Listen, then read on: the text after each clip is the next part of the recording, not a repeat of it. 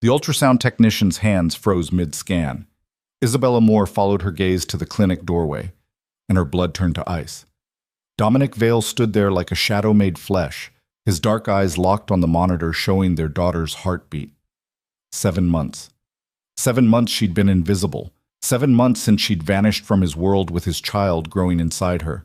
Now the most dangerous man she'd ever loved had found her, and the expression on his face promised this conversation would end only one of two ways: his way or war. If you're watching, hit that like button and comment your city below so I can see how far Isabella's story travels. Now let me tell you how a woman who thought she'd escaped her past discovered that some men don't just let you go, especially when you're carrying their future. The rain came down in sheets across Providence, turning the March afternoon into something gray and forgettable. Isabella Moore stood beneath the awning of the Women's Health Clinic, one hand pressed against her swollen belly, the other clutching an umbrella she hadn't bothered to open. 29 weeks pregnant, and she still couldn't shake the habit of scanning every street corner, every parked car, every face that lingered too long in her peripheral vision. 7 months of running had taught her that paranoia wasn't a weakness, it was survival. "Miss Moore?" The receptionist's voice crackled through the intercom mounted beside the clinic entrance. "We're ready for you now." Isabella glanced once more at the quiet street, the coffee shop across the way, the boutique with its spring display, the old church bells tolling 3 o'clock, before stepping inside. The clinic smelled like antiseptic and lavender air freshener, a combination that always made her stomach turn. She signed in with the name she'd been using since October: Isabella Moore. Not Isabella Rossi. Never again Isabella Rossi. That woman had disappeared the night she discovered 2 things. First, that she was pregnant. Second, that the father of her child had just ordered 3 men buried in the Pine Barrens for betraying him. The waiting room was nearly empty. A young couple sat in the corner, the man's hand protective over his girlfriend's barely there bump. An older woman knitted something small and yellow. Isabella chose a seat by the window where she could watch the street and pulled out her phone. A burner she replaced every 6 weeks like clockwork. No messages, no missed calls. Nothing to suggest her carefully constructed invisibility had cracked. She exhaled slowly and let herself sink into the chair. This was her 5th prenatal appointment in Providence, and each one had passed without incident. Maybe she really had done it. Maybe she really had vanished completely from Dominic Vale's world. The thought should have brought comfort. Instead, it carved something hollow in her chest. "Isabella Moore?" A nurse appeared in the doorway, tablet in hand, smile professionally warm. Isabella rose, smoothing down her loose sweater, one of 4 she rotated through, all designed to hide the very specific evidence of her last night with Dominic. She followed the nurse down a hallway decorated with posters about folic acid and car seat safety, into an examination room that looked identical to the last 4 she'd been in. "How are we feeling today?" the nurse asked, pulling on gloves. "Tired," Isabella said truthfully. She was always tired now. Tired from working double shifts at the diner where nobody asked questions. Tired from sleeping in a studio apartment above a bodega where the radiator clanged all night. Tired from the constant vigilance that came with being a ghost. "That's completely normal." The nurse took her blood pressure, frowned slightly at the reading, took it again. "A little elevated. Have you been stressed?" Isabella nearly laughed. Stressed didn't begin to cover what she'd been feeling since that October night, when she'd stood in the bathroom of Dominic's penthouse staring at 2 pink lines on a pregnancy test while voices drifted from his office, cold, clinical voices discussing disposal methods and alibis. "I'm fine," she said instead. The nurse made a note. "Dr. Chen will be in shortly. We'll do a quick ultrasound, check baby's position, measure your fundal height. Everything's been progressing beautifully so far." When the nurse left, Isabella stared at the ceiling tiles and tried to remember what her life had looked like before Dominic. Before the night she'd walked into Aria, his club, though she hadn't known it then, looking for her friend Sadie. Before Dominic had appeared at her table like gravity itself, all sharp suits and sharper eyes, asking if she was lost. She'd been lost for years by then. But she hadn't known it until he looked at her like she was the only real thing in a room full of beautiful, expensive shadows. "You don't belong here," he'd said. "Neither do you," she'd answered, too honest and too tired to play games. His smile had been brief, devastating. No, I don't suppose I do. 3 months. That's how long they'd had before reality crashed through the fantasy. 3 months of Dominic showing up at the art gallery where she worked, bringing her coffee that cost more than her hourly wage, talking to her about painters and poetry while carefully never mentioning what he actually did. 3 months of her pretending not to notice the way men deferred to him, the way conversations stopped when he entered rooms, the way violence seemed to follow him like a faithful dog. 3 months of falling in love with a man who ruled an empire built on blood. The door opened. Isabella expected Dr. Chen, efficient, kind, refreshingly disinterested in her past. Instead, the ultrasound technician entered, a young woman Isabella hadn't seen before. "Hi there," the tech said brightly, wheeling in the ultrasound machine. "I'm Rachel. Dr. Chen got pulled into an emergency C-section, so I'll be doing your scan today. Is this okay?"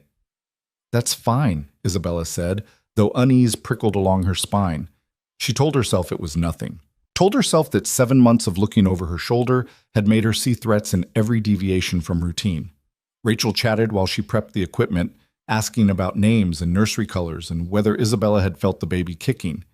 Isabella answered on autopilot, her responses vague and non-committal.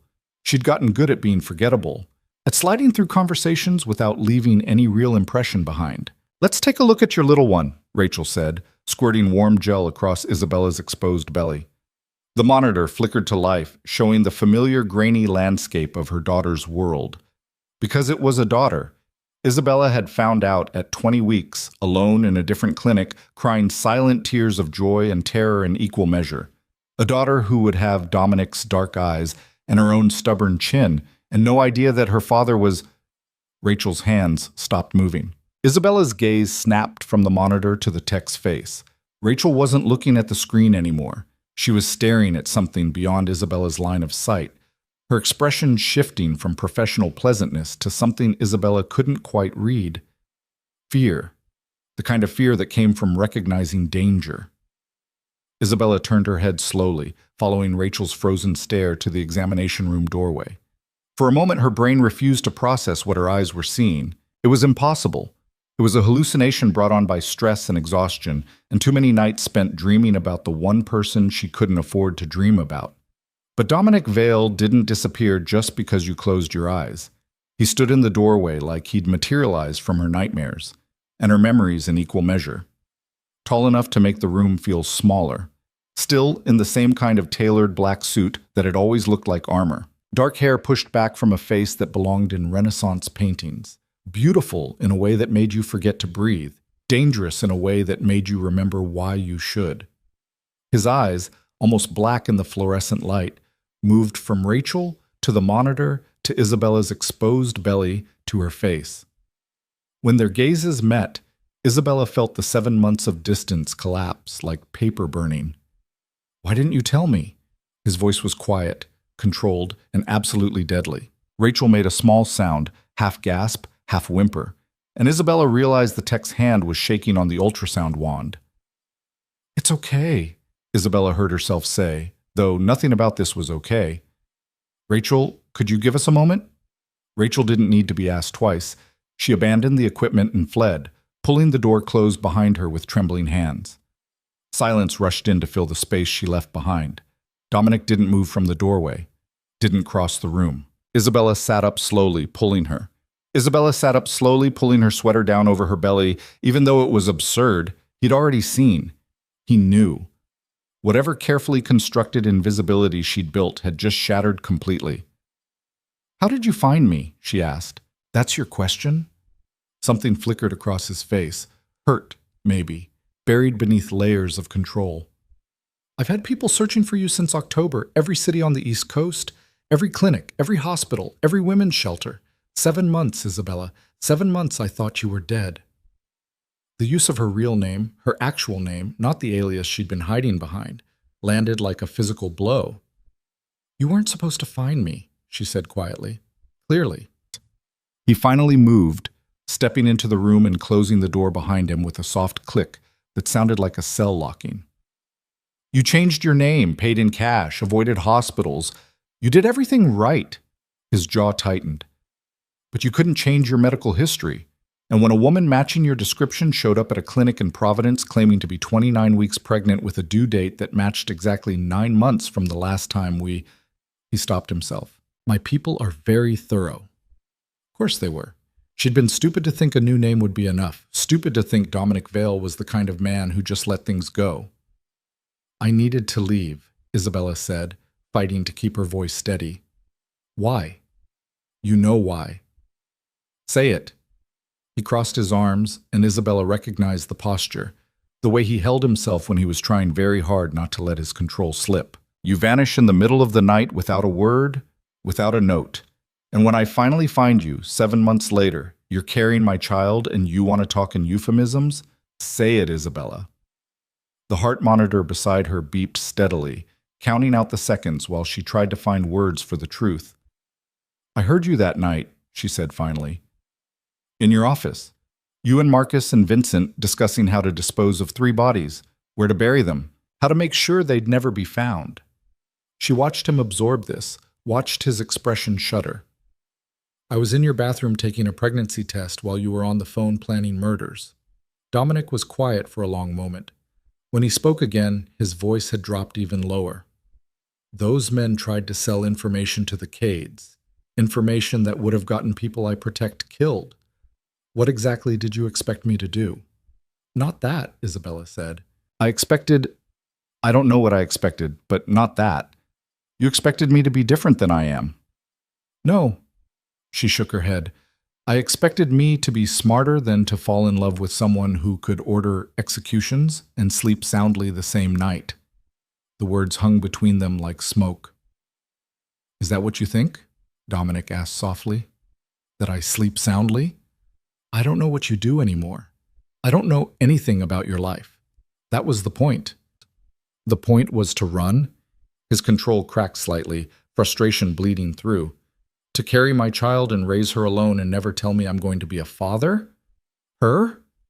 Isabella's hand moved instinctively to her belly. How did you... The monitor.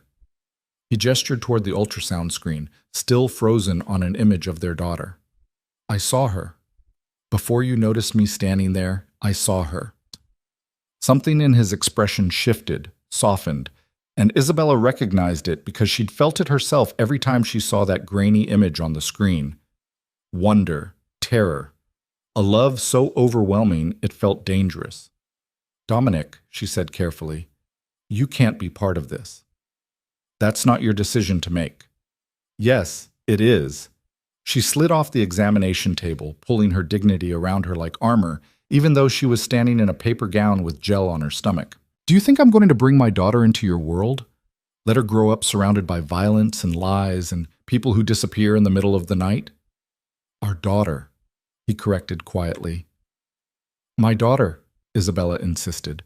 I'm the one who's been carrying her. I'm the one who's going to raise her. I'm the one who's going to keep her safe from me? His voice went very still. Is that what you're saying? You're going to keep my own child safe from me? From your life, Isabella said. From what you do. From who you are. She regretted the words the moment they left her mouth. Regretted them because they weren't entirely true, and because the look on Dominic's face made her remember every gentle moment they'd shared, every late-night conversation, every time he'd looked at her like she was something precious and breakable and worth protecting. I see, he said finally. So I'm the monster in this story. You're the man who buries bodies in the Pine Barrens, Isabella said, hating how her voice shook. That's not being a monster. That's just being honest about what you are. Dominic moved then, crossed the small room in 2 strides, and Isabella's breath caught because she'd forgotten how he could command space just by existing in it. He stopped close enough that she could see the fatigue etched around his eyes, the tension in his jaw, the way his hands flexed at his sides like he wanted to reach for her, but didn't trust himself to touch. You want honesty? He said quietly. Here's honesty. Those 7 months you've been gone were the longest of my life. I tore apart every corner of my world looking for you. I called in every favor, burned every bridge, made enemies of people who used to be allies because they couldn't deliver what I needed, which was you, safe and whole and alive. Dominic, I'm not finished. His voice dropped to barely above a whisper. You think I don't know what I am? You think I sleep soundly? I haven't had a full night's rest since you disappeared. Every time my phone rang, I thought it would be someone telling me they'd found you dead. Every morning I woke up and you were still gone. Was another day I failed to keep you safe. So don't stand there and tell me I'm a monster who doesn't care. I'm a monster who spent 7 months in hell because the only thing that ever made me feel human vanished. Isabella's throat tightened. She wanted to stay angry, to hold on to her righteousness and her fear, and all the very good reasons she'd run. But Dominic was looking at her like she was his salvation and his destruction in equal measure, and she remembered, vividly, painfully, what it felt like to be loved by him. That's not fair, she whispered. Nothing about this is fair. He reached out slowly, giving her time to pull away, and when she didn't, he pressed his palm against her belly.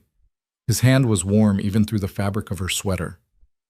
She's mine too, Isabella. I know you're scared. I know you think I'll damage her just by existing, but she's mine too. The baby kicked, a strong, definite movement against Dominic's hand, and Isabella watched his expression transform, watched 7 months of searching and suffering crystallize into something that looked like awe. She knows you, Isabella said, despite herself. Does she kick often? All the time, especially at night. Does she have a name? Isabella hesitated. She'd chosen a name weeks ago, whispered it to her belly when she couldn't sleep, written it down in a journal she kept hidden under her mattress. But saying it out loud would make this real in a way she wasn't ready for. Not yet, she lied. Dominic's eyes met hers, and she knew he recognized the lie for what it was. But he didn't push. He simply kept his hand pressed against her belly, feeling their daughter move, looking like a man who'd been drowning and had just broken the surface for air. I need you to understand something, Isabella said quietly. I can't go back. I can't be the woman who closes her eyes while you do what you do. I can't raise our daughter in that world. Then I'll leave it. The words were so simple, so impossible, that Isabella almost didn't process them. What? I'll leave it, Dominic repeated, his voice steady. My world. The empire. All of it. If that's what it takes for you to let me be her father, I'll walk away. Isabella stared at him. You can't just walk away from what you are. I can try. Dominic, men like you don't retire. You know that. The Cades, the Morellis, everyone you've ever made an enemy of. They won't just let you disappear. Let me worry about them. That's exactly what I'm worried about. Isabella pulled back, dislodging his hand from her belly. You think you can just decide to be someone different and it'll work? You think violence won't follow you? That's not how this works. Then tell me how it works, Dominic said, frustration creeping back into his voice. Tell me what you need me to do and I'll do it. I need you to be someone you're not.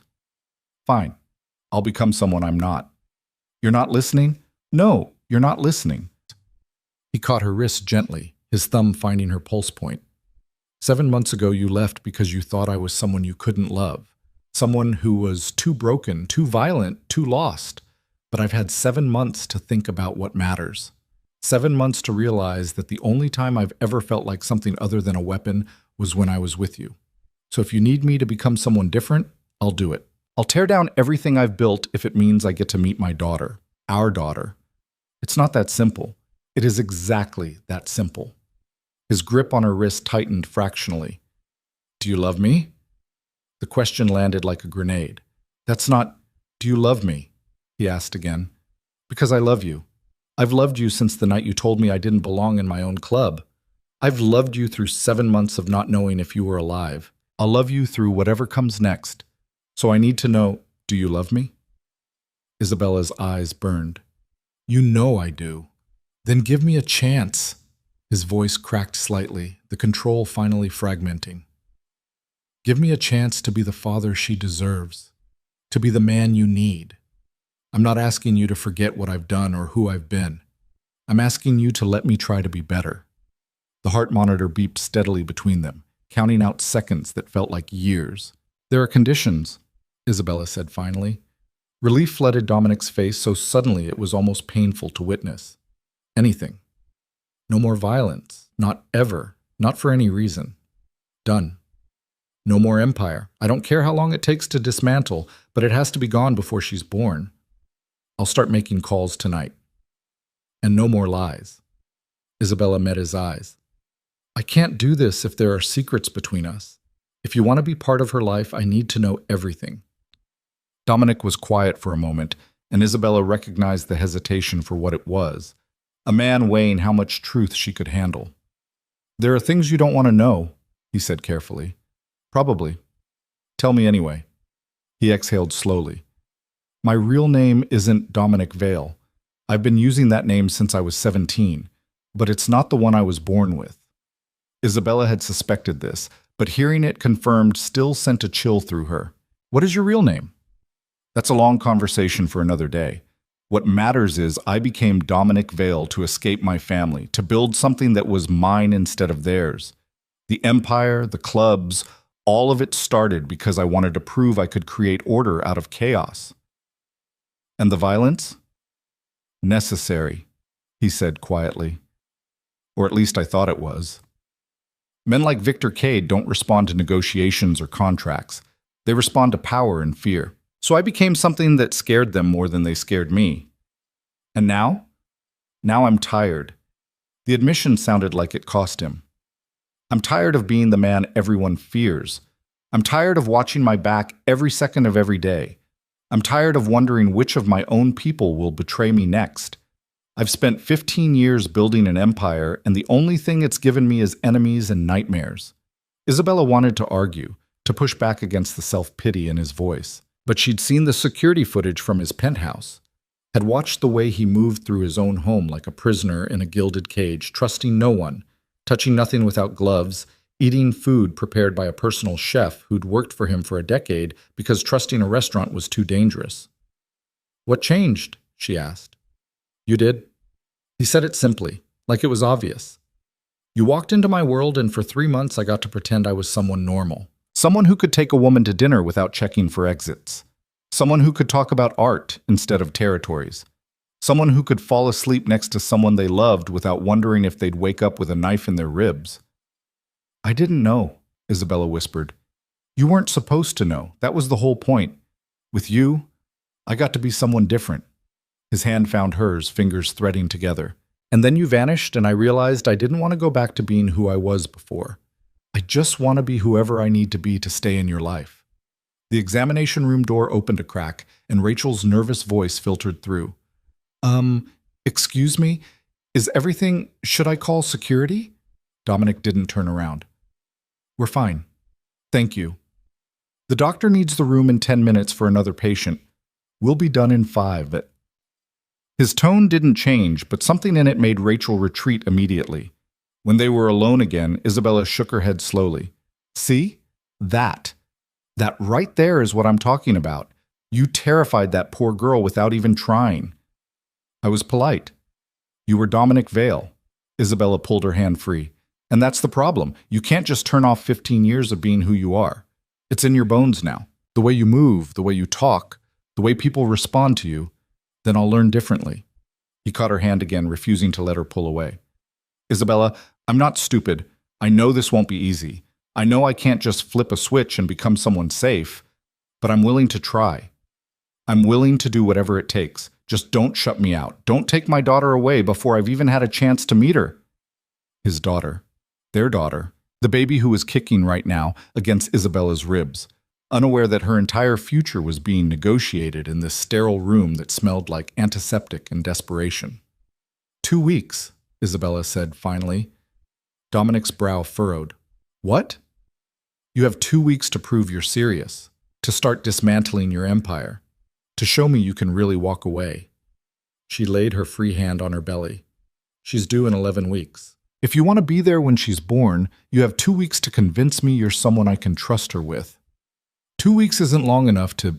Then you better work fast. Isabella met his eyes. Because if I don't see real change, if I see any sign that you're still playing the game or keeping one foot in your old world, I disappear again. And next time you won't find me.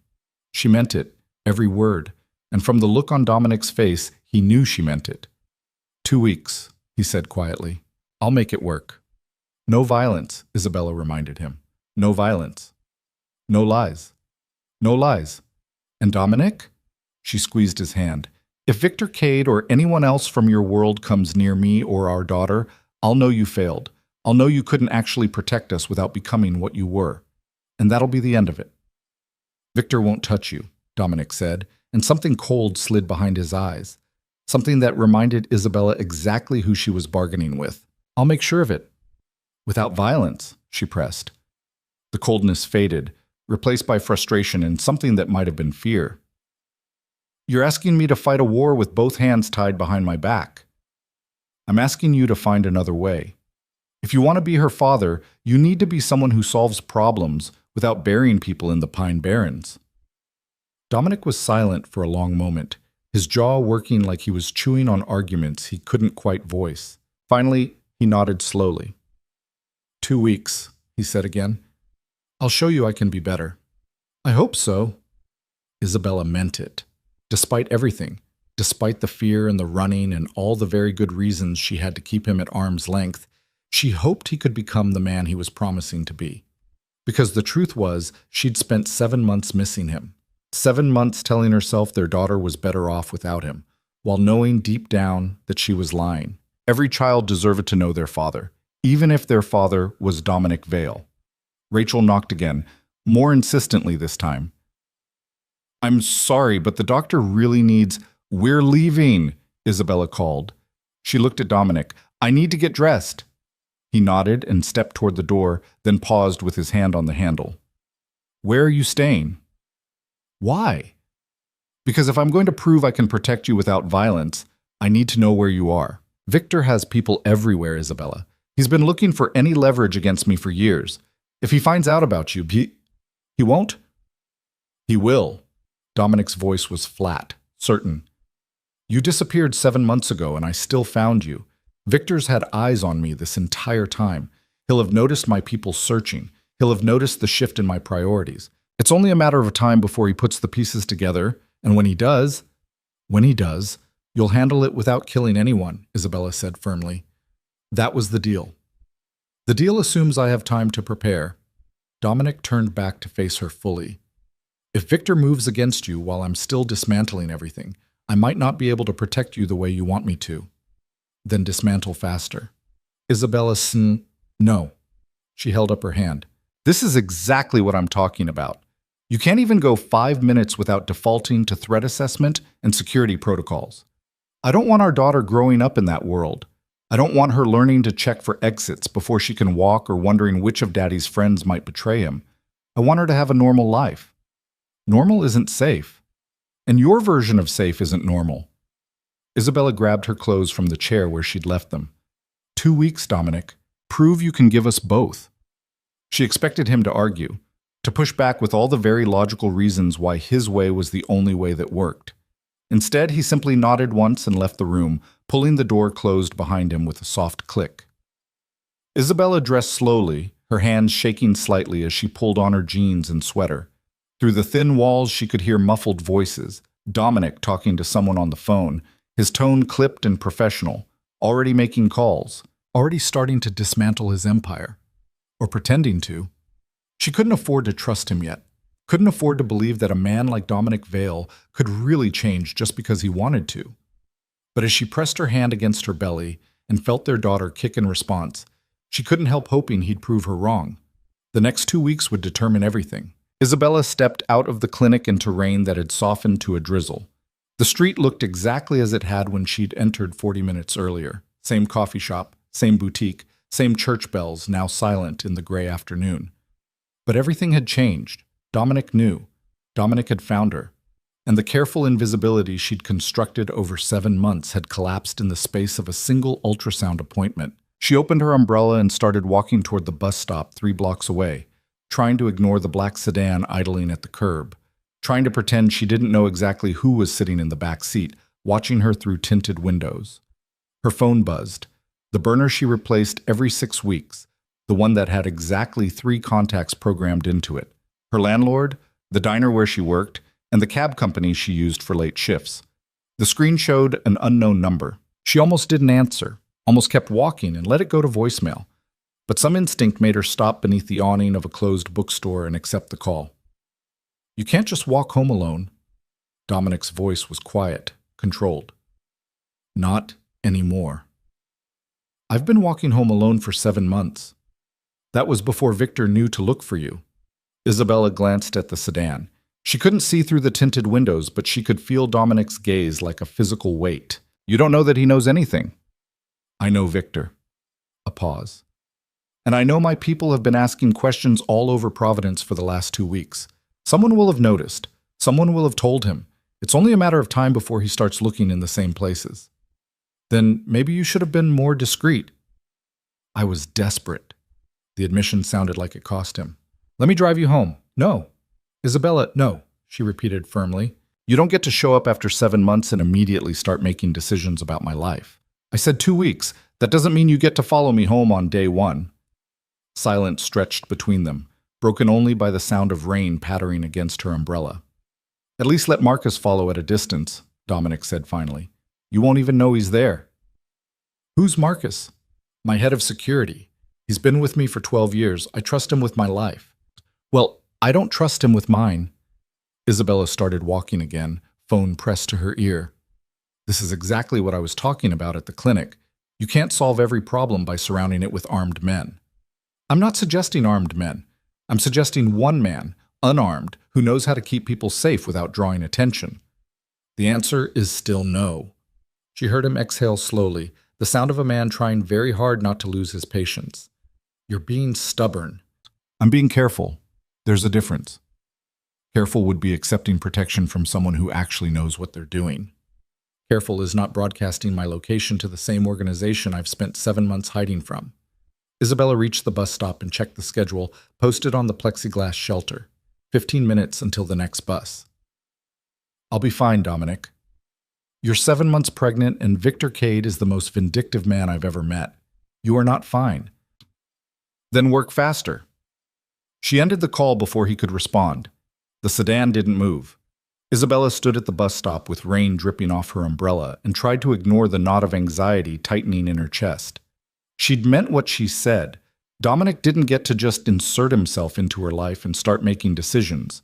But the fear in his voice when he talked about Victor had been real. And Dominic Vale wasn't a man who scared easily. Her phone buzzed again. Different unknown number. She answered without thinking. I said no. Miss Moore?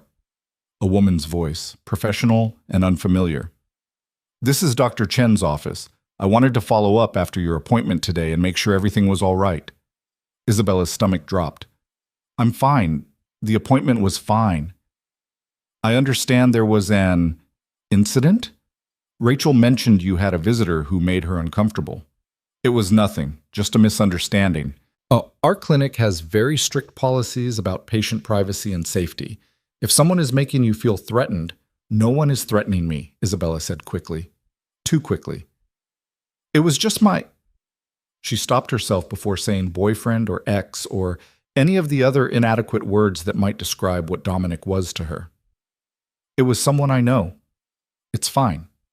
Dr. Chen was quiet for a moment. When she spoke again, her voice was gentler.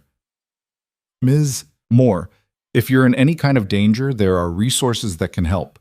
Shelters, counseling services, legal advocates. I appreciate that, but I'm not in danger. Are you sure? Was she? Isabella watched the black sedan still idling at the curb and tried to separate what she knew from what she feared.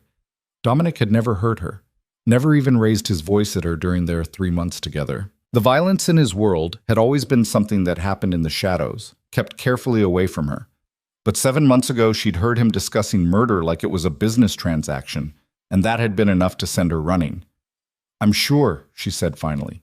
Thank you for checking. She ended the call and immediately another unknown number appeared on her screen. This time she didn't answer, just watched it ring until it went to voicemail, then watched 3 more calls from 3 more unknown numbers cycle through in rapid succession. The message was clear.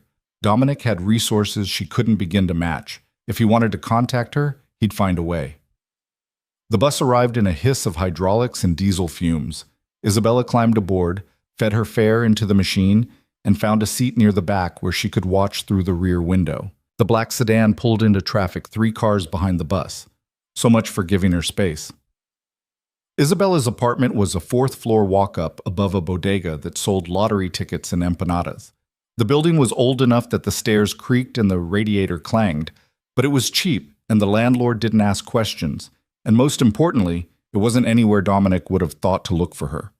Except he had looked. He'd found her, and now he knew exactly where she lived. She climbed the stairs slowly, one hand on the railing and the other on her belly. The baby was active today, all knees and elbows and small, insistent kicks that said, "I'm here, I'm real, I'm coming, whether you're ready or not." Isabella wasn't ready. She'd had 7 months to prepare, and she still wasn't ready. The apartment was exactly as she'd left it that morning. Studio layout with a kitchenette along one wall, a bathroom barely large enough to turn around in, and a single window overlooking the bodega's back alley. She'd tried to make it homey with cheap curtains and a rug from the thrift store, but it still looked like what it was, a temporary shelter for someone in hiding. She'd been planning to move before the baby came, find something bigger, somewhere safer, maybe even a place with an actual bedroom. But all of that required money she didn't have and a stability she couldn't fake. The diner paid cash under the table, but the tips were terrible, and her shifts had been getting shorter as her pregnancy became harder to hide. Isabella dropped her bag on the futon that served as both couch and bed, then moved to the window. 4 stories down, the black sedan had parked across the street. She couldn't see through the tinted windows, but she knew Dominic was still in there, watching, waiting, making sure she was safe whether she wanted him to or not. Her phone rang again. This time she recognized the number, her boss at the diner. "Hey, Carla." "Izzy, we got a problem." Carla's voice was tight, stressed. "Remember that health inspection I mentioned last week? They just showed up unannounced and they're threatening to shut us down over some bullshit code violation. I need to deal with this and I can't have you on the floor while they're crawling up my ass. Can you take tonight off?" Isabella's chest tightened. She needed every shift she could get. "I can stay out of the way." "It's not about you, honey. It's about not giving these bureaucrats any excuse to screw me over. Take the night. I'll call you when we're clear." The line went dead before Isabella could argue. She stood at the window with her phone in her hand and tried to tell herself it was just bad timing, just an unfortunate coincidence. Except Dominic Vale didn't believe in coincidences, and 7 months of running had taught her not to believe in them either. Her phone buzzed with a text from another unknown number. "We need to talk. I'm downstairs." Isabella looked out the window again. The sedan's rear door had opened, and Dominic stood on the sidewalk, phone in hand, looking up at her building like he had all the time in the world. She should ignore him, should turn off her phone and pretend she didn't know he was there, and let him stand in the rain until he got the message. But the baby kicked hard against her ribs, a sharp jab that felt almost like encouragement, and Isabella found herself grabbing her keys. The bodega owner, Mr. Chen, looked up when she emerged from the stairwell. "You got a visitor," he said in accented English, jerking his thumb toward the street. "Fancy man in a fancy car. He asked about you." "What did you tell him?" "Nothing. I don't know nothing about nobody." Mr. Chen's expression was carefully neutral, but his hand rested on something below the counter, probably the baseball bat he kept for shoplifters. "He give me money to tell him nothing, lots of money, so I tell him nothing very well." Despite everything, Isabella almost smiled. "Thank you, Mr. Chen. You in trouble with this man?" "I don't know yet. You need me to call police?" Isabella thought about trying to explain that calling the police on Dominic Vale would be like trying to stop a flood with a bucket. "No, but thank you." She pushed through the bodega's front door into the drizzle. Dominic stood beside the sedan with his hands in his pockets, suit jacket darkening with rain, looking like he belonged in a magazine spread about dangerous men in expensive clothing. When he saw her, something in his expression eased. "You came down," he said. "Did you kill my shift at the diner?" "I made a phone call." "That wasn't your decision to make." "Neither was cutting me out of my daughter's life, but here we are." He gestured toward the sedan. "Can we talk somewhere dry?" "We can talk right here." Dominic glanced around. At the bodega with its flickering neon sign, at the alley where someone had dumped a broken shopping cart, at the windows of Isabella's building where curtains twitched with curious neighbors. "You've been living here for 7 months?" "It's clean and it's cheap and the landlord doesn't run background checks." It was perfect. "It's a 4th floor walk-up with no security and no fire escape." "I'm aware." What happens when you go into labor? Dominic's voice was carefully controlled, but she could hear the frustration underneath. You planning to walk down 4 flights of stairs while you're contracting? I've got it handled. You don't have anything handled. He stepped closer, close enough that she could see the rain beating on his shoulders. You're 7 months pregnant, working at a diner that pays under the table, living in a building that should have been condemned 20 years ago, and now you've got Victor Cade's attention whether you want it or not. Nothing about this is handled. Then maybe you should have stayed away, Isabella said quietly. The words landed like a slap. Dominic went very still. Is that what you want? He asked. You want me to disappear again? I want you to give me the 2 weeks you promised, to prove you can actually change instead of just showing up and taking over. I'm not taking over. I'm trying to keep you safe. By killing my job? By following me home? By parking outside my building like some kind of stalker? I'm not stalking you. I'm protecting you. I don't need your protection. Yes, you do. His control finally cracked, voice rising. You just don't want to admit it because admitting it means admitting you need me. And you've spent 7 months convincing yourself you're better off alone. The truth of it hit harder than Isabella expected. She wrapped her arms around herself, suddenly cold despite the relatively mild evening. That's not fair. None of this is fair. Dominic ran a hand through his wet hair, frustration written in every line of his body. You want me to prove I can change? Fine. But you need to meet me halfway. You need to stop treating me like I'm the enemy when the real enemy is out there looking for any weakness he can exploit. And what do you suggest? Move into a hotel, somewhere with security. Let me cover the cost. No. Isabella, I said no. She held up her hand. You don't get to buy my compliance. I'm not some problem you can throw money at.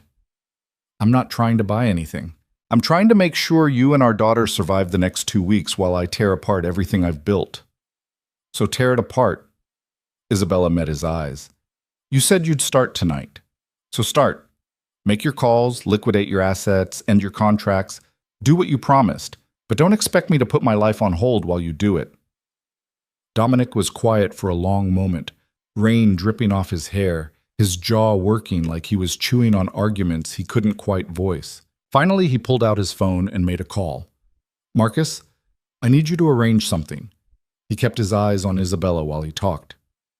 Find me a property within 10 blocks of this location. Something with security but not ostentatious. A brownstone, maybe. 3 bedrooms, furnished, available immediately. I don't care what it costs. What are you doing? Isabella asked. He held up one finger, still listening to whoever Marcus was on the other end. No, not a hotel. Something residential. Something that looks normal. A pause. 2 hours? Make it 1. He ended the call and pocketed his phone. You don't want to live in a hotel. Fine. You'll have a house instead. I didn't agree to that. You said you needed somewhere safe to raise our daughter. I'm providing somewhere safe. By buying a house? In an hour? By renting one, actually, month to month. You can leave whenever you want. Dominic's expression was carefully neutral. But it'll have security systems, reinforced doors, cameras covering every entrance. It'll be somewhere Victor can't reach without me knowing about it. Isabella wanted to argue, wanted to insist she didn't need his money or his protection or his interference in her carefully constructed life. But the truth was, her studio apartment wasn't safe. She'd known it when she moved in, accepted it as the price of invisibility. Now invisibility was gone, and all that remained was vulnerability. What's the catch? She asked. No catch? You live there. I pay for it. The only thing I ask is that you let Marcus install the security systems and give me the access code so I know when someone enters or leaves. So you can track my every movement. So I can respond if Victor's people show up. Dominic stepped closer again, and this time Isabella didn't back away. I'm not trying to control you. I'm trying to keep you alive. There's a difference. The baby kicked, hard, insistent, and Isabella's hand moved instinctively to her belly. Dominic's eyes followed the movement, something soft and almost vulnerable passing across his face. Does she kick like that often? He asked quietly.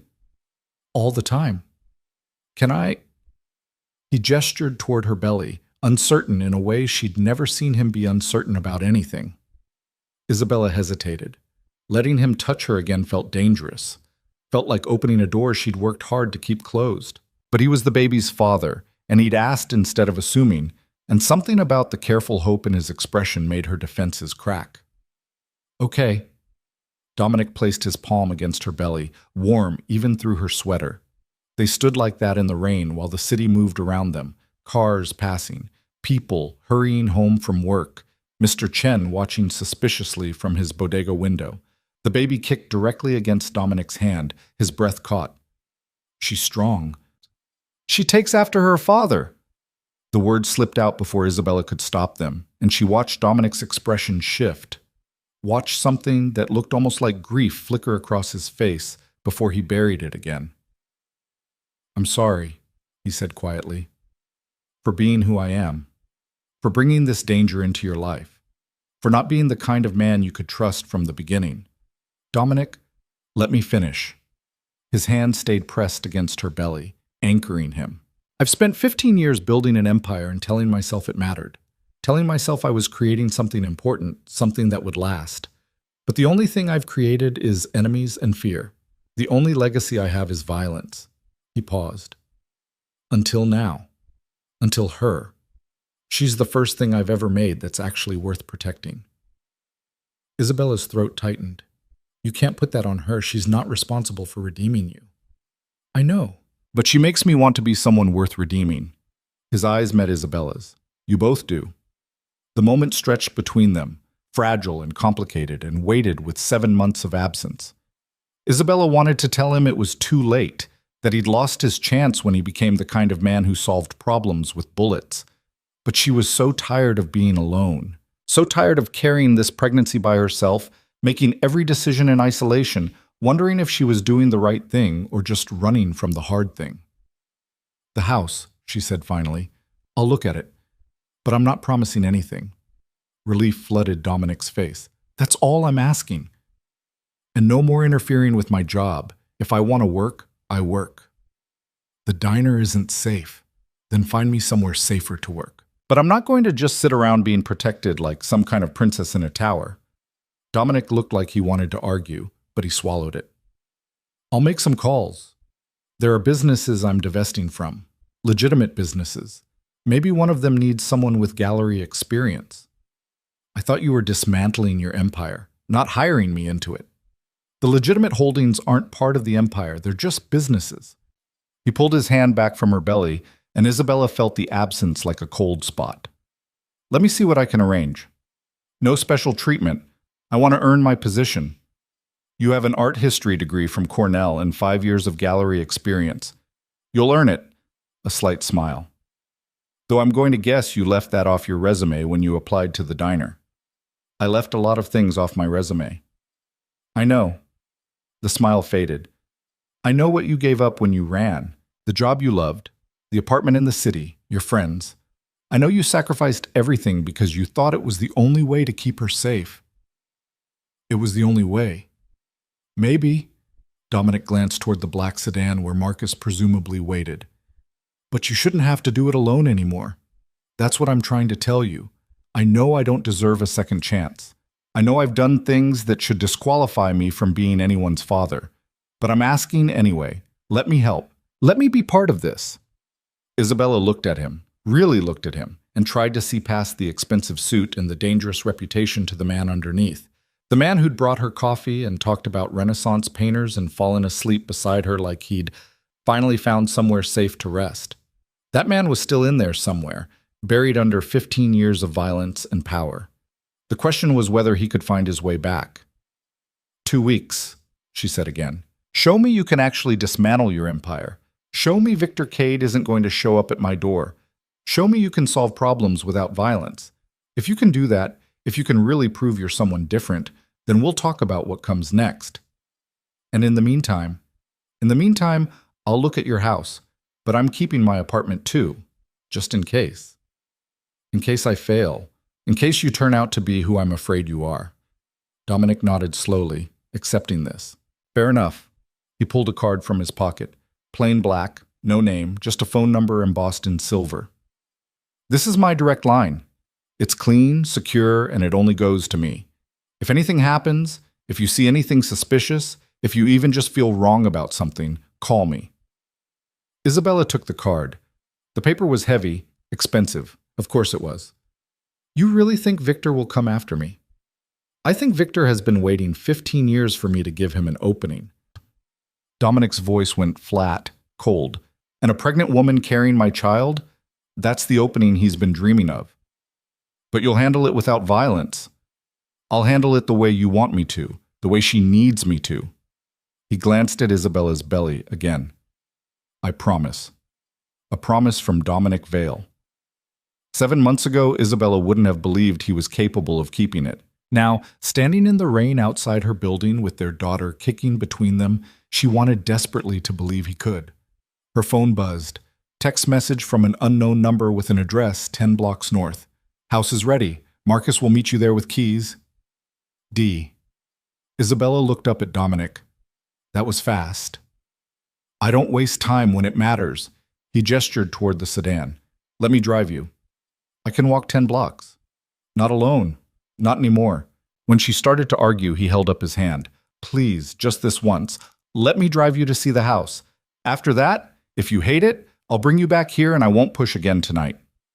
Isabella wanted to refuse on principle, wanted to maintain her independence and her boundaries and all the careful distance she'd established. But she was tired and wet and her feet hurt and the baby was doing gymnastics against her bladder. Fine, she said, but just to see the house. Dominic's smile was brief, genuine. Just to see the house. The sedan's interior smelled like leather and money. Marcus sat in the driver's seat, a man in his 40s with military posture and observant eyes that flicked to Isabella in the rearview mirror before focusing back on the road. He didn't speak, didn't acknowledge her presence beyond a slight nod when Dominic said her name. Marcus knows to keep his distance, Dominic said quietly as they pulled into traffic. He's there for security, not surveillance. What's the difference? Security means he'll stop anyone who tries to hurt you. Surveillance means he'd report your every movement back to me. Dominic's expression was serious. I'm giving you privacy, Isabella, even though every instinct I have says that's a mistake. Why? Because you asked for it. Because trust has to start somewhere.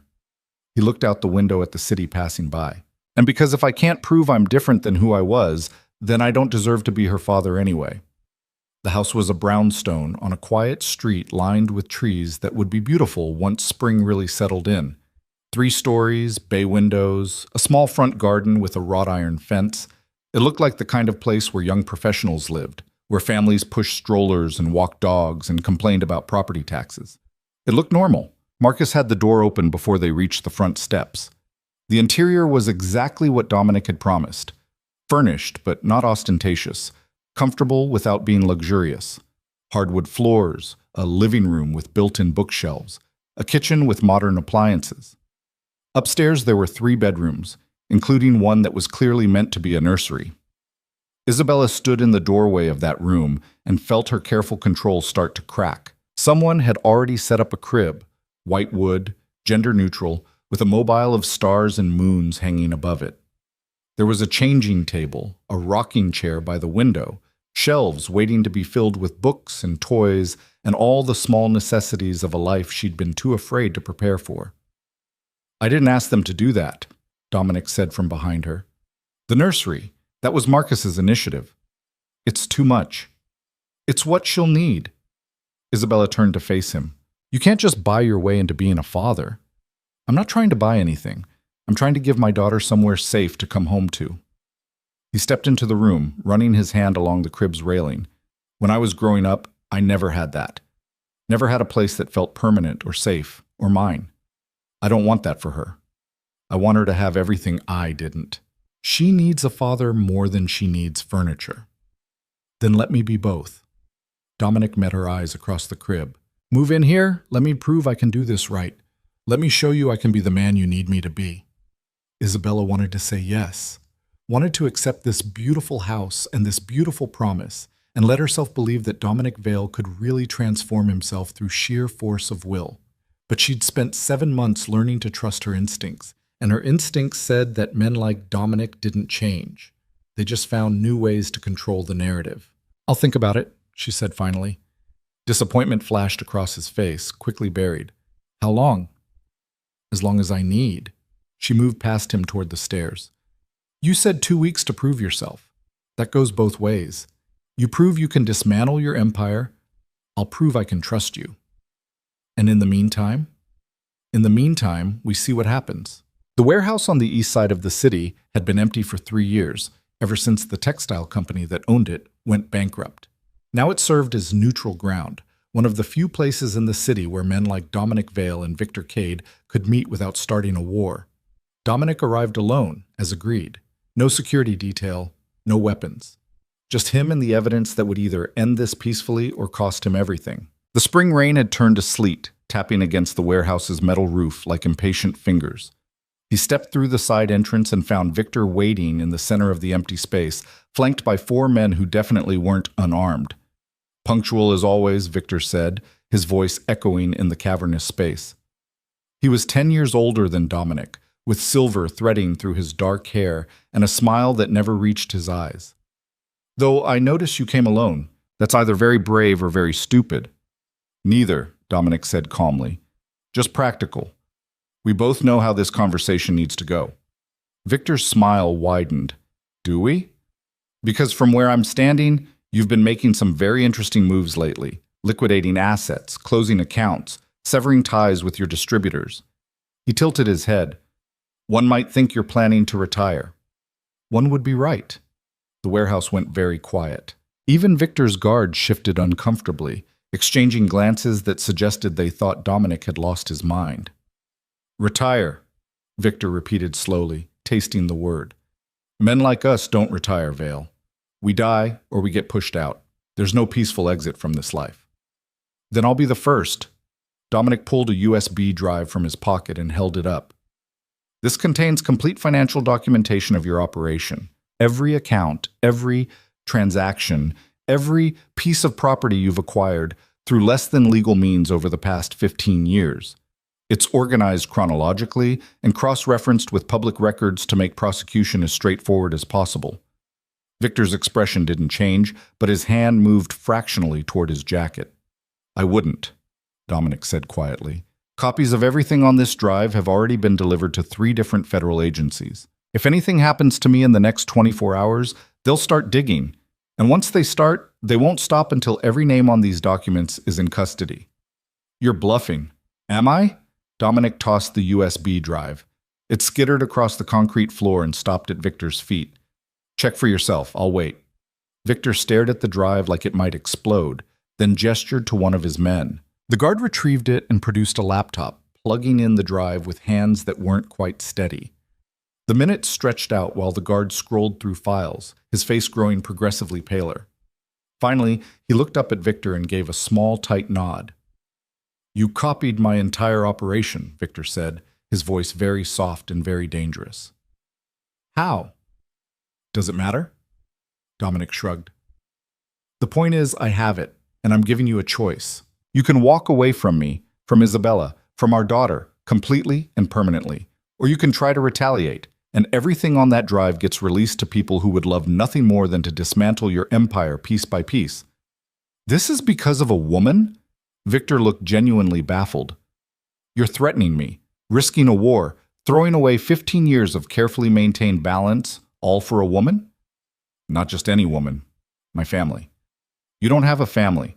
You have assets and enemies. That's all men like us get. Maybe that's all you get, Dominic said. I'm choosing something different. Victor laughed. A harsh, bitter sound. You think you can just choose? You think you can walk away from this life and it won't follow you? That's not how the world works, Vale. We're marked. The moment you took your first life, the moment you gave your first order that ended with someone buried in the ground, you marked yourself. You can't wash that off. I know. The admission cost Dominic more than he'd expected. I know I can't erase what I've done, but I can stop doing it. I can become someone different going forward. For her, Victor said flatly. For my daughter. Dominic met his eyes. She deserves better than a father who solves problems with violence. She deserves someone who can teach her that there are other ways to be strong. And if that means burning every bridge I've built, so be it. But Victor was silent for a long moment, studying Dominic like he was a puzzle that didn't quite make sense. "You really mean it," he said finally. "You're actually walking away." "Yes. And if I refuse, if I decide that you knowing all my secrets is too dangerous to allow, then you make a move against me or mine, and I release everything." Dominic's voice didn't waver. "But it won't save you. The feds will still come. You'll still lose everything. The only difference is I'll be dead and you'll be in prison. Nobody wins. Mutually assured destruction," Victor said. "That's your play?" "That's my guarantee." Dominic pulled out his phone and showed Victor the screen. "In 36 hours, I'm meeting with federal prosecutors. I'm going to give them everything I have on my own operation. Every crime I've committed, every person I've hurt, every law I've broken. I'm cooperating fully in exchange for immunity and witness protection for Isabella and our daughter." Victor's eyes narrowed. "You're turning state's witness." "I'm buying my family a clean start." Dominic pocketed the phone. "What I'm offering you is the same chance. Walk away now. Disappear before the feds start looking at you, and maybe you get out ahead of the collapse. Or stay. Keep fighting for territory that won't exist in a month, and go down with the ship." "That's not a choice. That's extortion." "No," Dominic said quietly. "Extortion would be me threatening to release this information unless you pay me. I'm giving it to you for free. What you do with the warning is up to you." The warehouse fell silent again, except for the sleet against the roof.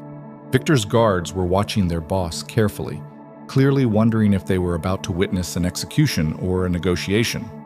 Finally, Victor bent down and picked up the USB drive. He turned it over in his fingers, his expression unreadable. "You know what the funny thing is?" he said. "I believe you. I believe you're actually stupid enough to throw away everything you've built for a woman and a baby you haven't even met yet." He shook his head. "But you're wrong about one thing, Vale. You can't just walk away. The moment you step out of the game, someone else steps in. And whoever takes your place might not be as reasonable as you think you are. That's not my problem anymore. It will be when they come for your family anyway." Victor slipped the drive into his pocket. "You think turning state's witness will protect them? You think the feds will actually keep them safe once you're in witness protection and they don't need you anymore?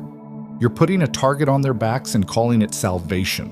The words landed like punches, hitting every fear Dominic had been suppressing for the past 10 days. "What are you saying?" he asked carefully. "I'm saying you're thinking like a man in love instead of a man who understands how the world works." Victor's smile returned, but it was almost pitying now. "The feds will take your testimony, use it to prosecute whoever they can reach, and then they'll forget about you. And when you're in some suburb in Nebraska with a new name and a new life, someone who doesn't care about your deal with the government will remember that Dominic Vale had a weakness, and they'll exploit it. Not if no one knows where we are. Everyone always knows eventually." Victor gestured around the empty warehouse. "This world we built, it's got long arms and longer memories. You can run to the other side of the country and someone will still find you. That's just reality." Dominic forced himself to breathe evenly, to not let Victor see how deeply the words were cutting. Because Victor was right, at least partially. Witness protection wasn't perfect. People still got found, families still got hurt. But what was the alternative? Stay in the life and guarantee Isabella would never let him near their daughter? "I'll take my chances," Dominic said. Victor laughed. "Of course you will, because you're in love and that makes men do stupid things." He turned to leave, then paused. "For what it's worth, Vale, I hope it works. I hope you get your quiet life and your daughter and your redemption. I really do. But hope doesn't stop bullets." Victor looked back over his shoulder. "You've made a lot of enemies over the years. I'm not the only one who'd love to see you brought down. And once word gets out that you've gone soft, that you're cooperating with the feds, that you've got a family you'd do anything to protect." He shrugged. "You better pray your witness protection is better than most." He walked away then, his guards falling into formation around him. The warehouse door clanged shut, leaving Dominic alone in the empty space with nothing but the sound of sleet and his own racing thoughts. He pulled out his phone and dialed Marcus. "It's done," he said when his oldest friend answered. "Victor knows everything." "And?" Marcus's voice was tight with tension. "And he's walking away. He might warn his own people, might disappear before the feds come knocking, but he won't move against Isabella. You sure about that? As sure as I can be. Dominic leaned against a concrete pillar and closed his eyes. How's the safe house? Secure. 3 guards on rotation, all people we've worked with for years. Isabella's not happy about the security, but she hasn't tried to run. Yet, Dominic muttered. Yet, Marcus agreed. Dom, are you sure about this federal cooperation thing? Once you start talking, there's no taking it back. I know. You'll be burning every bridge, every contact, every ally, every person who ever helped you build this. They'll all become targets or enemies. I know, Dominic said again. And you're okay with that? Dominic thought about Isabella's face when she'd asked him to prove he could change. Thought about the ultrasound image of his daughter, so small and perfect and completely dependent on him making the right choice.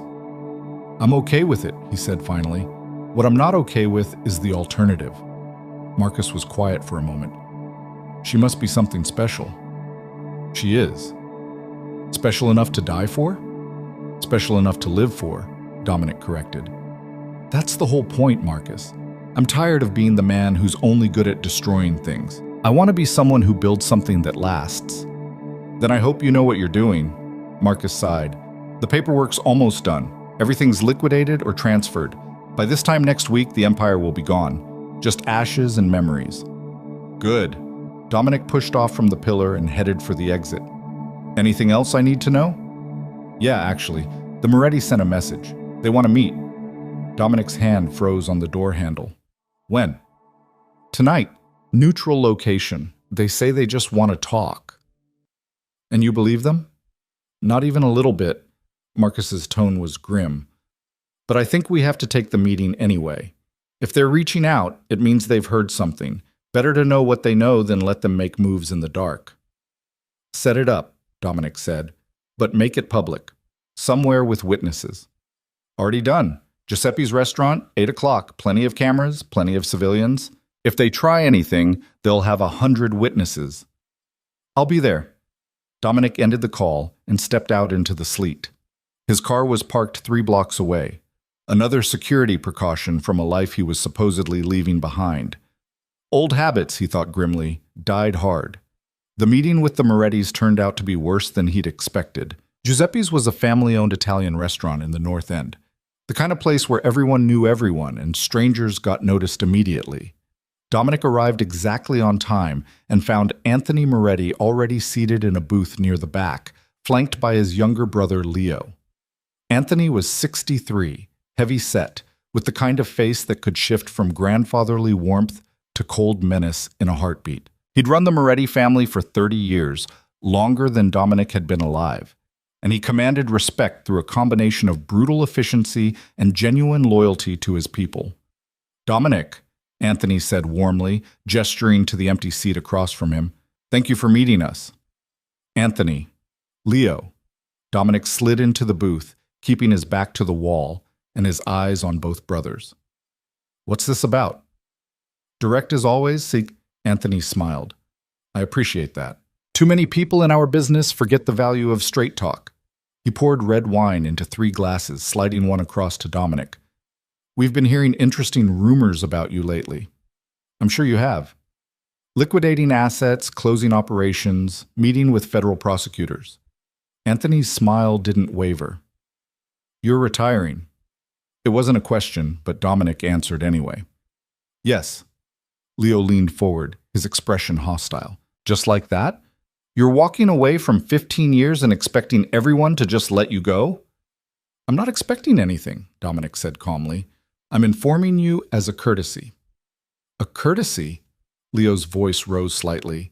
You built your empire by stepping on our territory, cutting into our operations, taking our people. And now you want to just walk away like none of that matters. Leo, Anthony said quietly, and his younger brother fell silent immediately. Anthony turned back to Dominic. My brother raises a good point, though perhaps not as diplomatically as he should. You've been a thorn in our side for years, Dominic. You've cost us money, territory, respect. Now you want to leave, and that creates a problem. What kind of problem? The kind where your former territory becomes contested ground. Anthony sipped his wine thoughtfully. The moment you step aside, a dozen different groups will move in trying to claim what was yours. That means violence, war, instability, things we've all worked very hard to avoid. Dominic saw where this was going, and you want me to hand it over to you instead. It would be the sensible solution. Anthony spread his hands. We're the natural choice. We have the infrastructure, the people, the experience. Let us absorb your operations peacefully, and everyone walks away happy. Except I'm dismantling my operations, not handing them over. Which is wasteful and stupid, Leo interjected. You've built something valuable. Why destroy it? Because it's built on blood, Dominic said quietly, and I'm done adding to the body count. The table fell silent. Even the ambient noise of the restaurant seemed to fade as Anthony studied Dominic with eyes that had seen everything the world had to offer and found most of it wanting. You've changed, Anthony said finally. The Dominic Vale I knew 6 months ago wouldn't have said that. Wouldn't have even thought it. What happened? Dominic considered lying, deflecting, keeping his private life private. But Isabella's words echoed in his head. No more lies. I'm going to be a father, he said simply. Anthony's eyebrows rose. Leo looked genuinely shocked. A father, Anthony repeated. Well, that is unexpected. He refilled his wine glass slowly, deliberately. Does this child's mother know what you are? She knows. That's why she left. And now you're trying to win her back by becoming someone different. Anthony nodded slowly. I understand. Family changes everything. My own daughter. He stopped himself, old pain flickering across his face. Family is what matters in the end. Money, power, respect. None of it means anything when you're lying in a hospital bed and you realize the people you love won't come see you because of what you've done. I'm sorry about Maria, Dominic said, meaning it. Anthony's daughter had cut ties with her father 5 years ago after learning the truth about the family business. She'd changed her name, moved across the country, refused all contact. It was an open wound that had never healed. Don't be sorry, Anthony said quietly. Be smart. Learn from my mistakes. He leaned back in the booth. Here's what I'm going to do. I'm going to let you walk away. No retaliation, no claims on your territory, no attempts to prevent your retirement. You have my word. Dominic waited for the other shoe to drop. In exchange, Anthony continued, you're going to give me everything you have on Victor Cade. I've already given that to the feds. I know. I'm asking for a copy before you do. Anthony's smile turned sharp. Victor's been expanding aggressively into territories that should be neutral. He's getting bold, taking risks, making enemies. I want him gone, but I want him gone quietly. If you give me what you have on him, I can make that happen without it turning into a war. And the feds? Dominic asked. We'll get their evidence, just not all of it. Anthony shrugged. There's enough to prosecute him either way. I'm just asking for the chance to handle it internally first. It was a dangerous offer. Copying federal evidence for a crime family wasn't just illegal. It was the kind of thing that could invalidate Dominic's entire cooperation agreement. Tomorrow night, Anthony replied. After tomorrow night, Anthony replied. After that, my offer expires and you're on your own, which means if Victor decides to retaliate against you or your family, we won't intervene. That sounds like a threat. It's a statement of fact. Anthony's voice hardened slightly. The moment you step out of the life, you lose the protection that comes with it. Your enemies will still exist, but your allies won't. So yes, if Victor comes after your woman or your child and you've rejected my help, we'll do what we've always done. Stay out of it and wait to see who wins. Dominic's jaw tightened. I don't respond well to pressure, Anthony. I'm not pressuring you. I'm explaining reality. The older man finished his wine and stood. You want to be a better man for your daughter? Admirable. But being better doesn't mean being stupid. Take the help I'm offering. Protect your family the smart way. He left then, Leo following behind him like a shadow.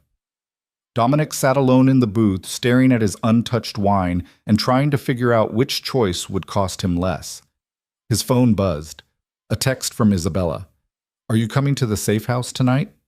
He typed back, yes. Few hours. Her response was immediate. She's kicking again. Thought you'd want to know. Something in Dominic's chest loosened.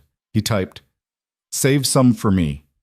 added a heart emoji, he would have mocked himself for using 6 months ago and left the restaurant. The safe house was in a quiet suburb 40 minutes outside the city, the kind of neighborhood where people mowed their lawns on Saturdays and knew their neighbors' names. It was as far from Dominic's world as possible, which was exactly the point. Marcus met him at the door looking exhausted. "She tried to leave twice today," Marcus said without preamble.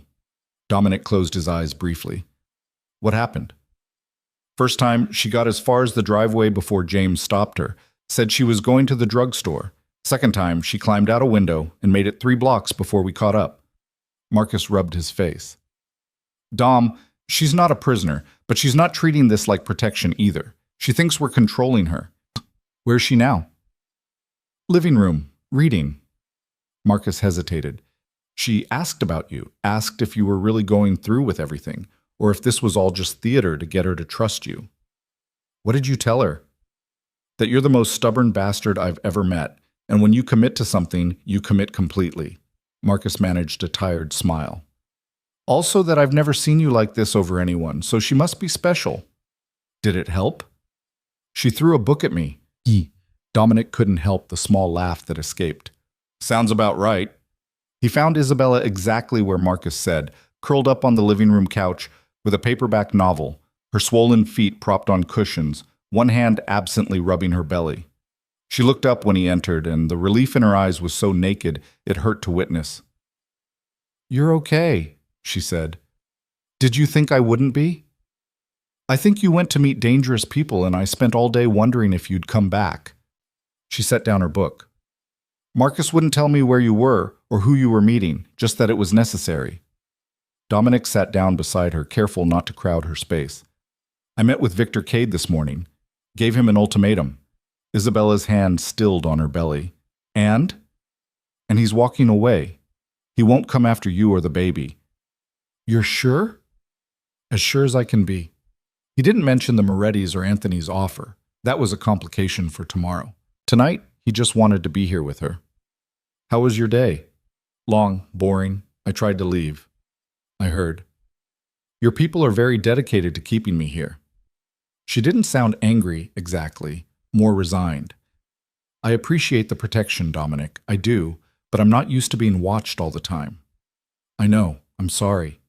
He reached for her hand tentatively, and when she didn't pull away, he threaded their fingers together. "Just a few more days.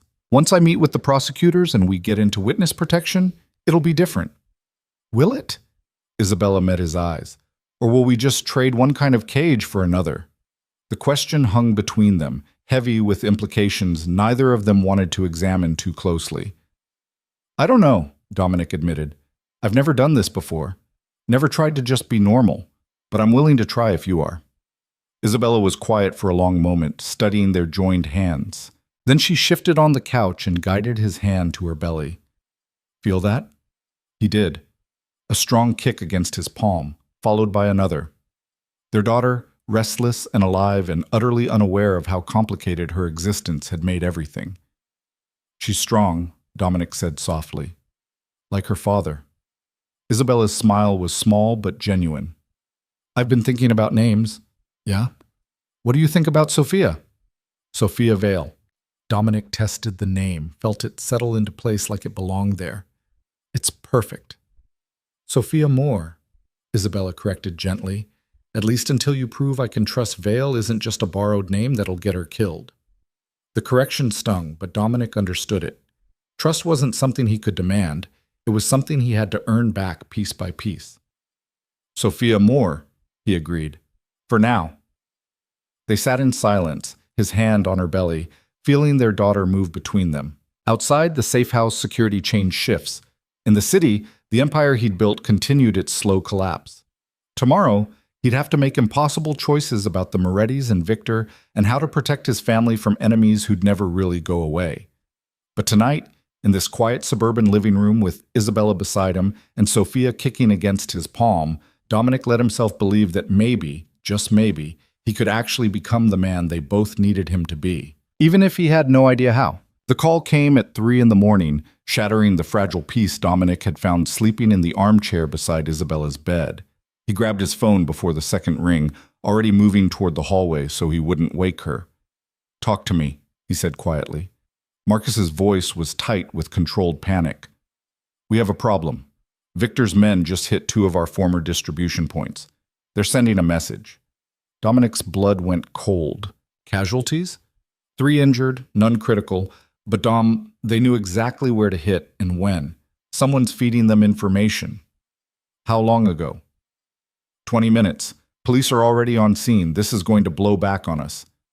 Dominic pressed his palm against his forehead, trying to think past the rage threatening to cloud his judgment. Victor had agreed to walk away. They'd had an understanding. Boom. Unless the understanding had been a lie from the beginning, designed to make Dominic lower his guard. "Pull everyone back," he said. "Anyone still connected to the old operations, get them out now.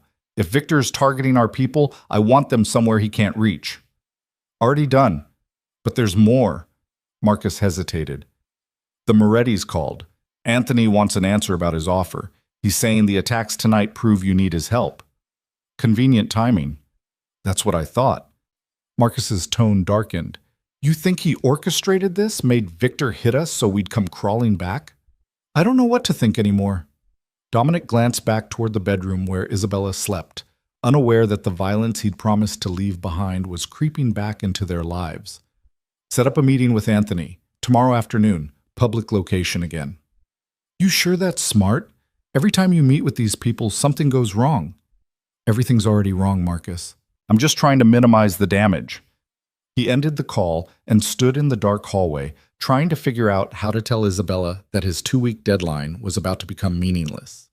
That despite everything he'd promised, despite dismantling his empire piece by piece, the violence was finding them anyway. The bedroom door opened behind him. Isabella stood in the doorway wearing one of his old shirts, her hand pressed against her lower back, her face drawn with exhaustion that went beyond physical tiredness. "What happened?" she asked. Dominic considered lying, considered telling her it was nothing, just business being finalized, nothing to worry about. But he'd promised no more lies, and that promise was one of the few things he had left that meant anything. "Victor attacked 2 of my former locations tonight," he said quietly. 3 people got hurt." Isabella's hand moved to her belly instinctively, a gesture of protection that cut Dominic deeper than any accusation could have. "You said he agreed to walk away." "I thought he did." "But you weren't sure." It wasn't a question. "When you came back yesterday and told me everything was fine, you weren't actually sure." "I was as sure as I could be," Dominic said. "In my world, in my former world, agreements don't come with guarantees. They come with calculated risks. And you calculated wrong." The words landed like stones. Dominic wanted to defend himself, to explain that Victor breaking his word wasn't something he could have predicted, that some things were beyond even his control. But Isabella's expression stopped him. She didn't look angry. She looked tired and scared and like she was watching everything she'd hoped for crumble in real time. "I need you to be honest with me," she said quietly. "Not the version of honest where you tell me what you think I can handle. The actual truth.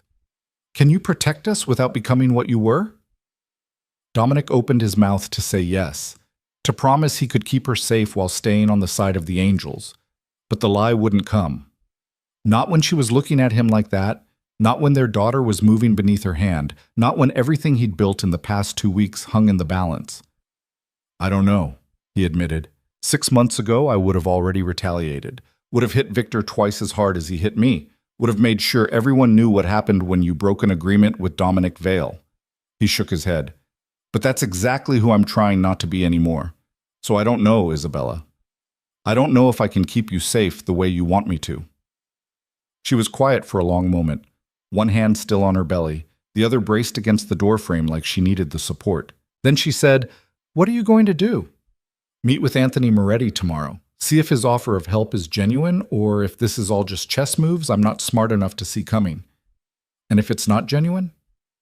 Then I go to the federal prosecutors early, give them everything I have, and hope they can protect us better than I can."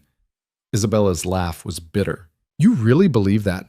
You think the government's going to care about keeping us safe once they have what they want from you?" "It's better than the alternative." "Which is what? Going back to being the man who buries bodies?" Her voice cracked slightly. Because I can't do that, Dominic. I can't raise Sophia in that world. I can't watch you become that person again and pretend it's okay, because at least we're safe. I know. Dominic moved closer, slowly, giving her space to pull back if she needed it. I know what I promised you, and I'm trying, Isabella. I'm trying so hard to be someone different, but I also can't just ignore threats against you and our daughter. There has to be a middle ground somewhere between who I was and who you need me to be. Maybe there isn't, Isabella whispered. Maybe some people are just too broken to fix. The words hit like a physical blow. Dominic felt something crack inside his chest, felt the careful hope he'd been building for 2 weeks start to crumble.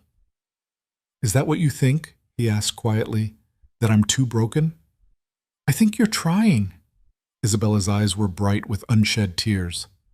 I think you want to change, but I also think the world you built won't let you.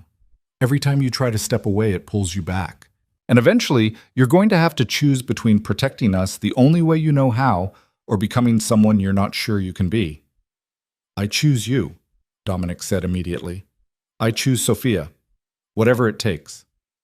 Even if it means letting us go? The question hung between them like a blade. Dominic wanted to say no, wanted to refuse even the possibility of a world where he wasn't part of their lives. But Isabella was looking at him with an expression that was almost pleading, like she was begging him to understand something he couldn't quite grasp. If keeping you safe means walking away completely, he said slowly, if it means disappearing from your lives so Victor and the Morettis and everyone else have no reason to target you. His throat tightened. Then yes, even that. Isabella's tears spilled over then. She moved toward him suddenly, closing the distance between them, and Dominic caught her carefully, mindful of her belly, holding her while she cried against his chest. I don't want you to go, she said between sobs. I want you to stay. I want Sophia to know her father. I want us to be a family. But I'm so scared, Dominic. I'm so scared that wanting those things is going to get us all killed. It won't, Dominic promised, even though he had no way of guaranteeing it. I won't let it. Whatever I have to do, whoever I have to become, I will keep you both safe. They stood like that for a long time, Isabella crying quietly while Dominic held her and tried to figure out how to be both the protector she needed and the reformed man she deserved. Outside, the pre-dawn darkness was just beginning to lighten. In a few hours, he'd meet with Anthony and try to navigate whatever game the Morettis were playing. After that, he'd go to the federal prosecutors and burn the rest of his bridges. And somehow, in between all of that, he had to find a way to end this without becoming the monster he'd spent 2 weeks trying to leave behind. The meeting with Anthony Moretti took place in a park this time, which was either a sign of good faith or an excellent location for an ambush. Dominic arrived with Marcus and 2 other men he trusted, though trust was becoming an increasingly relative term. Anthony was already there, feeding pigeons near a fountain, looking like someone's kindly grandfather rather than the head of a crime family. He smiled when he saw Dominic approaching. Beautiful morning, Anthony said conversationally. My wife loves this park, says it reminds her of Italy. Let's skip the pleasantries, Dominic said. Did you orchestrate the attacks last night? Anthony's smile didn't falter, but something cold flickered in his eyes. You think I'd waste my time hitting abandoned distribution points just to make a point? Give me more credit, Dominic. Then Victor did it on his own. Victor did exactly what I told you he'd do. Anthony scattered more birdseed. He's volatile, unpredictable, and he doesn't respect agreements unless they benefit him immediately. That's why I'm offering to handle him for you. In exchange for information you shouldn't have. In exchange for ensuring your family's safety. Anthony turned to face him fully. Let me be very clear about something. I don't particularly care about you, Dominic. You've been a competitor and occasionally an irritation, but we've coexisted well enough. What I care about is stability. Victor threatens that stability. You leaving the business threatens it more. So I'm proposing a solution that solves both problems. By eliminating Victor. By encouraging him to retire somewhere far away where he can't cause any more trouble. Anthony's smile turned sharp. Whether that retirement is voluntary or permanent is up to him. Dominic studied the older man, trying to read between the lines. And my cooperation with the feds? You're not worried about what I might tell them about you? Should I be? Anthony raised an eyebrow. We've never done business directly, Dominic. Our territories barely overlapped. Whatever you tell the prosecutors about me will be hearsay at best. No, I'm not worried about your testimony. I'm offering you a deal because it benefits both of us. It was logical, rational, and exactly the kind of arrangement Dominic would have jumped at 6 months ago. But 6 months ago, he hadn't been trying to become someone different. 6 months ago, he hadn't been standing in the middle of a choice between protecting his family the way he knew how and protecting his soul the way Isabella needed him to. I need guarantees, Dominic said finally, such as that Victor doesn't just disappear, that whatever you do to handle him, it doesn't come back on me or my family, that you're not just saying what I want to hear to get information you can use against me later. Anthony considered this, then nodded slowly. Fair enough. Here's what I can promise. Victor Cade will be out of the picture within 72 hours. Whether he chooses to leave voluntarily or we make that choice for him depends on how he responds to my very generous offer of early retirement. Either way, he won't be a threat to you or yours. And the information I give you will be used exclusively to encourage Victor's departure and will be destroyed afterward. You have my word. The word of a man who runs a criminal empire. Anthony's expression hardened slightly. The word of a man who understands what family means and who's watched his own daughter refuse to speak to him for 5 years because of mistakes he made when she was young. I won't let you make the same mistakes, Dominic. Not if I can help it. There was genuine emotion in Anthony's voice, the kind that couldn't be faked. Dominic thought about Maria Moretti, who'd changed her name and moved to Seattle and built a life as far from her father's world as possible. Thought about Sophia, who wasn't even born yet and already deserved better than a father who solved problems with violence. 72 hours, Dominic said. If Victor's not handled by then, I go to the prosecutors with everything and your window closes. Agreed. Anthony extended his hand. Dominic stared at it for a long moment. Taking Anthony's hand meant accepting help from the world he was trying to leave. It meant compromising on the promises he'd made to Isabella. It meant acknowledging that maybe, just maybe, he couldn't do this alone. But it also meant keeping his family safe. And in the end, that was the only thing that really mattered. He shook Anthony's hand. The next 48 hours passed in a strange state of suspended tension. Dominic stayed at the safe house, watching Isabella move through her days with increasing discomfort as Sophia grew heavier and the due date crept closer. He helped her with small things, reaching items on high shelves, rubbing her swollen feet, assembling the crib that had been delivered 3 days earlier. They didn't talk about Victor or the Morettis or what might happen in 72 hours. Instead, they talked about Sophia, about whether she'd have Isabella's eyes or Dominic's, about what kind of personality she might have, about how terrifying and wonderful it was going to be when she finally arrived. I never thought I'd be here, Isabella said on the second night, lying in bed with Dominic's hand pressed against her belly. Pregnant, hiding in a safe house, waiting to see if my daughter's father can really leave his old life behind. Regret it? Dominic asked quietly. Every other minute. She turned to look at him, and her smile was sad but genuine. And then she kicks, and I remember that even if everything else is complicated and terrifying, she's worth it. You're worth it. This impossible situation we're in is worth it, because the alternative is never having known you. I don't deserve you. Probably not. Isabella's fingers found his. But you're trying to. That has to count for something. It did count, more than Dominic had words to express. He kissed her forehead and held her while she fell asleep, trying not to think about what would happen if Anthony's plan failed. Trying not to imagine a future where Victor came after them anyway, and Dominic had to make the choice between protecting his family the old way or dying while trying to protect them the new way. The call came on the morning of the third day. Not from Anthony, but from Marcus. It's done, Marcus said simply. Victor Cade was arrested by federal agents 2 hours ago. They raided his properties, seized his assets, and found enough evidence to put him away for the rest of his life. He's not making bail. Dominic exhaled slowly, feeling tension he hadn't realized he was carrying drained from his shoulders. Anthony? Nowhere near it. Whatever he did it clean. The feds think they've been building this case for months. There's no connection to the Morettis, no connection to you, just good old-fashioned law enforcement doing their job. And Victor's people? Scattering. Without their boss, the organization's falling apart. No one's looking for revenge or trying to hold territory. They're just trying to disappear before the feds come for them, too.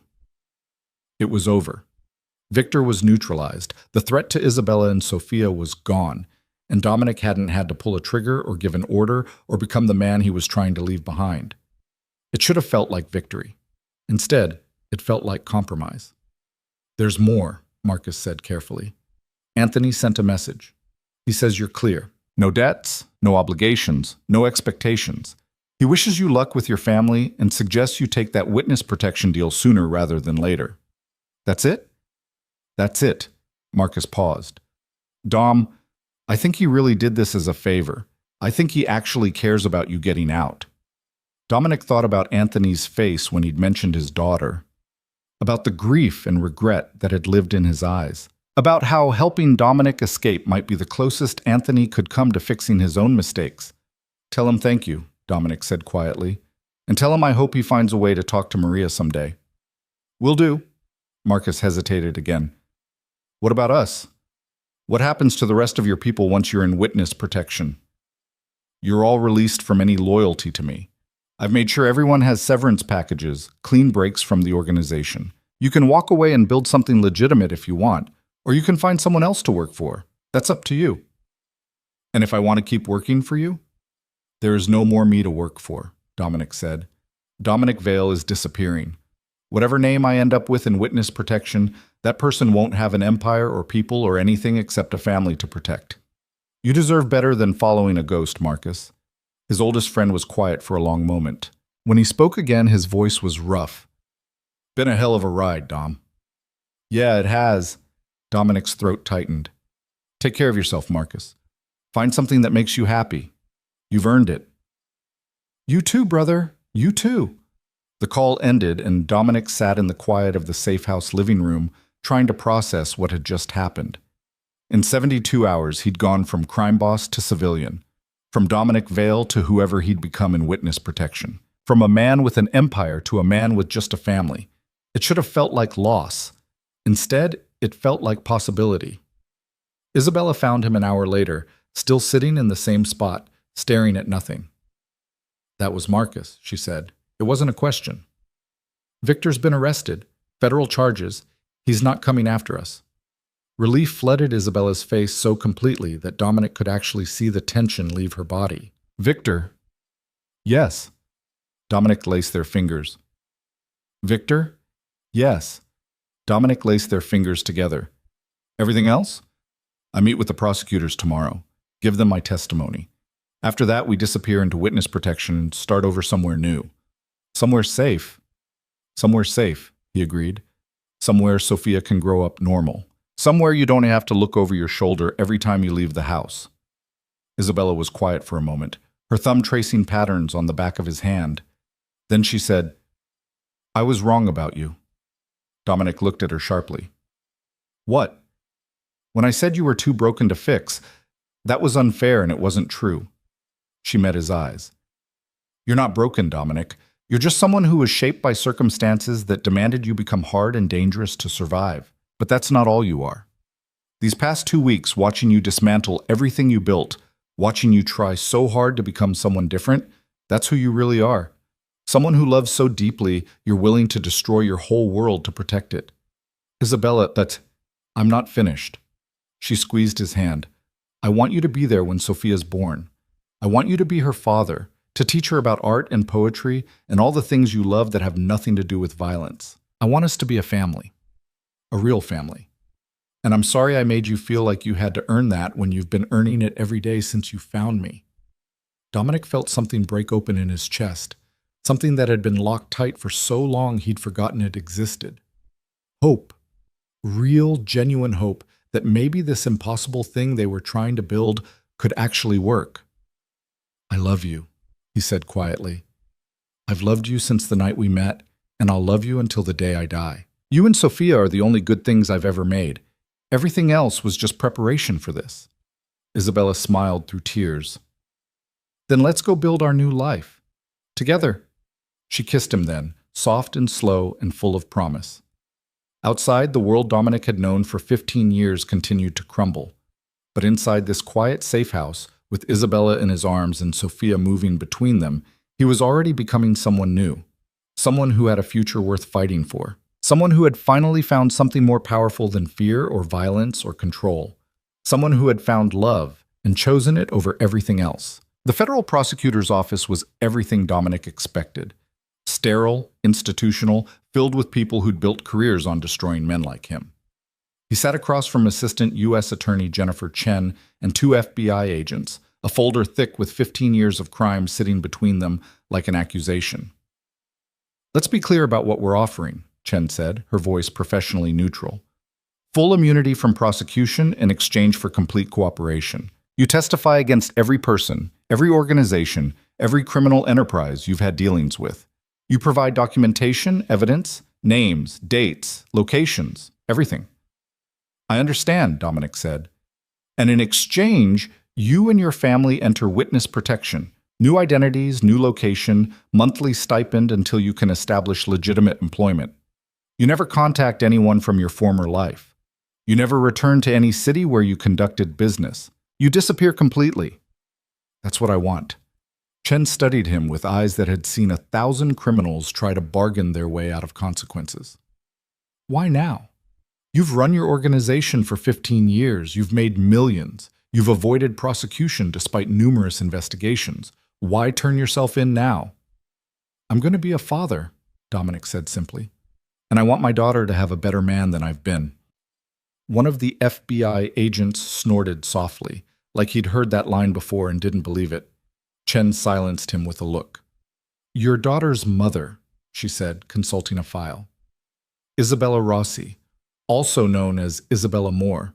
She left you 7 months ago when she discovered she was pregnant. She's been living under an assumed name, paying cash for everything, avoiding any digital footprint.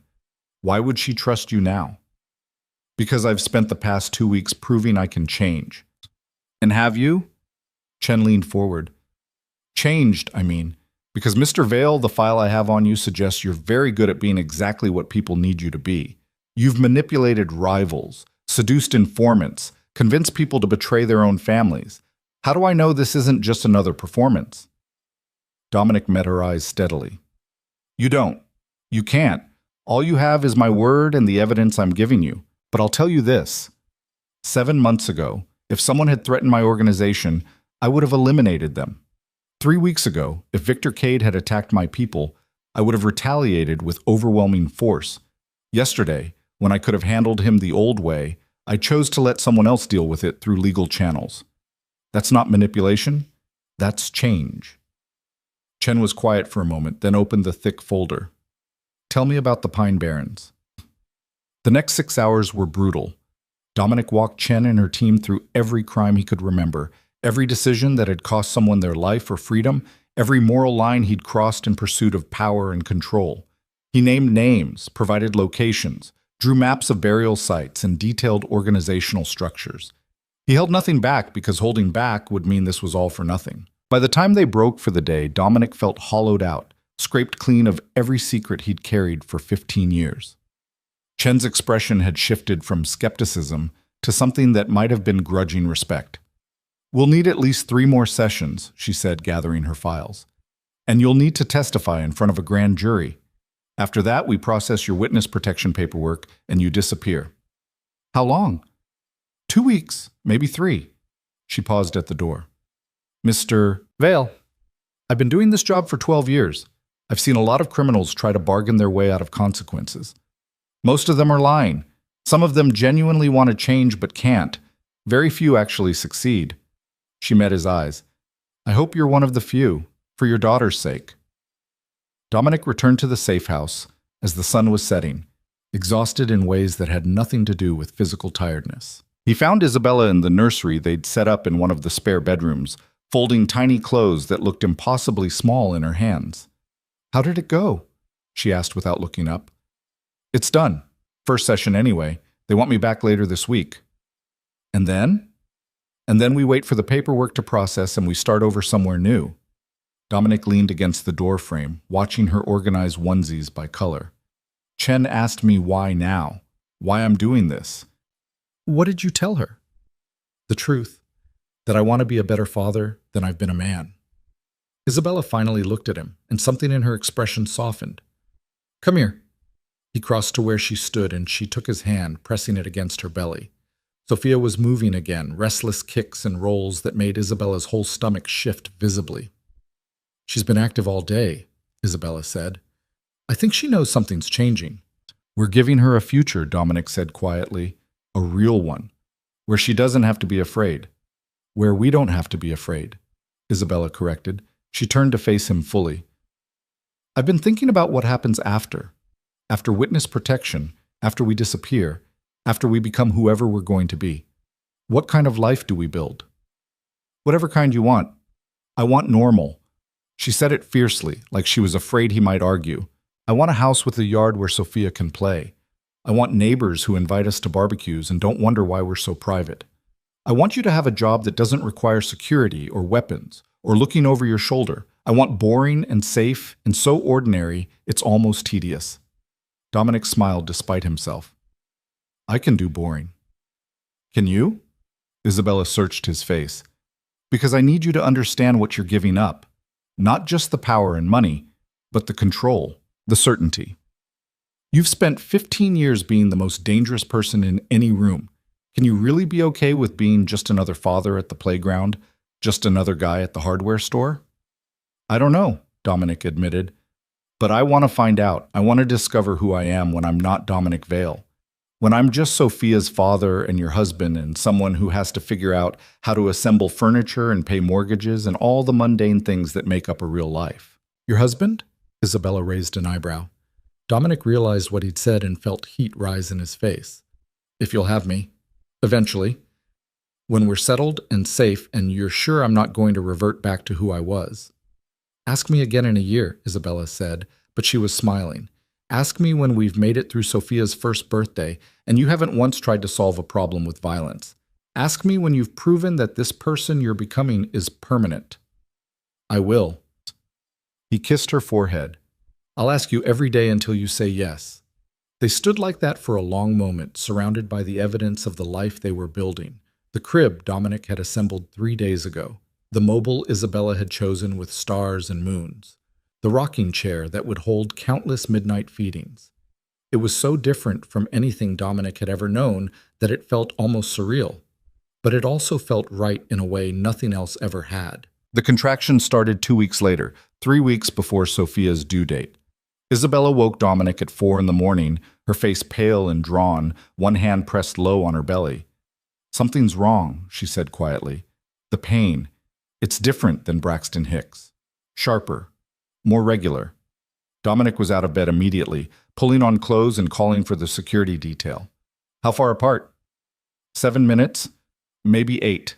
Isabella gasped as another contraction hit, gripping the edge of the dresser until it passed. "Dominic, it's too early. She's not supposed to come yet." "It'll be okay," he said, trying to keep his voice calm even as fear clawed at his chest. 3 weeks early is safe. Babies are born early all the time. But he was thinking about everything that could go wrong, thinking about how small and fragile Sophia would be, thinking about how Isabella had been under constant stress for months and how that might affect the delivery, thinking about all the ways this beautiful, impossible thing they'd built could still fall apart. The drive to the hospital was a blur. Isabella's contractions were getting closer together, 5 minutes apart and then 4, each one making her grip Dominic's hand hard enough to hurt. The security detail stayed close but discreet, understanding that this was one situation where their presence was both necessary and intrusive. The hospital staff moved efficiently once they understood Isabella was in preterm labor. Within an hour, she was in a delivery room, hooked up to monitors that tracked Sophia's heartbeat and Isabella's contractions, surrounded by doctors and nurses who spoke in calm, professional voices about cervical dilation and fetal positioning. Dominic stayed by Isabella's side, holding her hand through contractions that got progressively worse, wiping sweat from her forehead, murmuring reassurances he wasn't sure he believed. "Mr. Vale," one of the nurses said quietly, pulling him aside while Isabella dozed between contractions. "The doctor wants you to know that because the baby's coming early, there might be complications. Nothing we can't handle, but Sophia will likely need to spend some time in the NICU after delivery, just to make sure her lungs are fully developed." Dominic felt his stomach drop. "How long?" Could be a few days, could be a few weeks. It depends on how she does after birth. He thought about Sophia's first weeks being spent in an incubator instead of in Isabella's arms. Thought about how that wasn't the beginning either of them had wanted for their daughter. But he also knew that wanting something different didn't change reality. Whatever she needs, he said. Whatever both of them need, just keep them safe. The nurse squeezed his shoulder. We will. You're doing great, by the way. A lot of fathers fall apart in situations like this. I've had practice keeping it together when everything's falling apart, Dominic said without thinking, then realized how that sounded. Different context, though. The nurse gave him an odd look but didn't press. Dominic returned to Isabella's side just as another contraction hit, this one strong enough to make her cry out. I can't do this, she gasped when it passed. Dominic, I can't. Yes, you can. He brushed her hair back from her face. You're the strongest person I know. You ran from me when you thought I was dangerous. You survived 7 months alone while pregnant. You gave me a chance to change even when you had every reason not to. You can do this. She's too early. She's strong, like her mother. Dominic pressed his forehead against Isabella's. And she's stubborn, like both of us. She's going to be fine. Isabella laughed weakly, then groaned as another contraction started.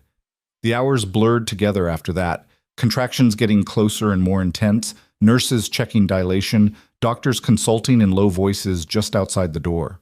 Dominic lost track of time, focused entirely on Isabella and the monitors that showed Sophia's heartbeat staying strong and steady through everything.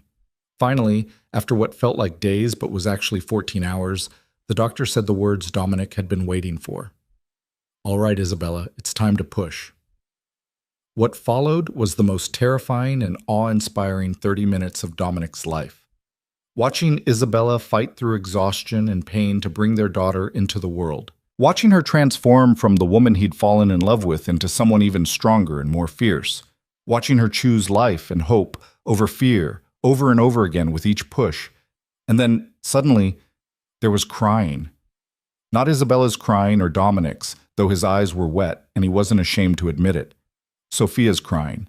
High and thin and indignant, the sound of someone who'd been warm and comfortable and was now cold and exposed and very upset about it. It's a girl, the doctor said unnecessarily, and there was warmth in her voice that suggested she never got tired of this moment. 5 pounds, 4 ounces, small but healthy, good strong lungs. Dominic caught a glimpse of Sophia as they cleaned her, impossibly tiny, with a shock of dark hair and a face scrunched up in outrage at the world she'd just entered. Then the NICU team was taking her, moving quickly but not frantically, explaining that they needed to check her breathing and make sure everything was developing properly. Can I? Isabella reached out weakly, and Dominic saw the devastation on her face at having her daughter taken away immediately. Just for a minute, one of the NICU nurses said kindly. She brought Sophia back, now wrapped in a pink blanket, and placed her carefully in Isabella's arms. The crying stopped immediately. Sophia's eyes, dark like Dominic's, opened slightly, unfocused but searching. Isabella's tears fell on the blanket as she looked down at their daughter for the first time. Hi, sweet girl, Isabella whispered. Hi, Sophia. We've been waiting for you.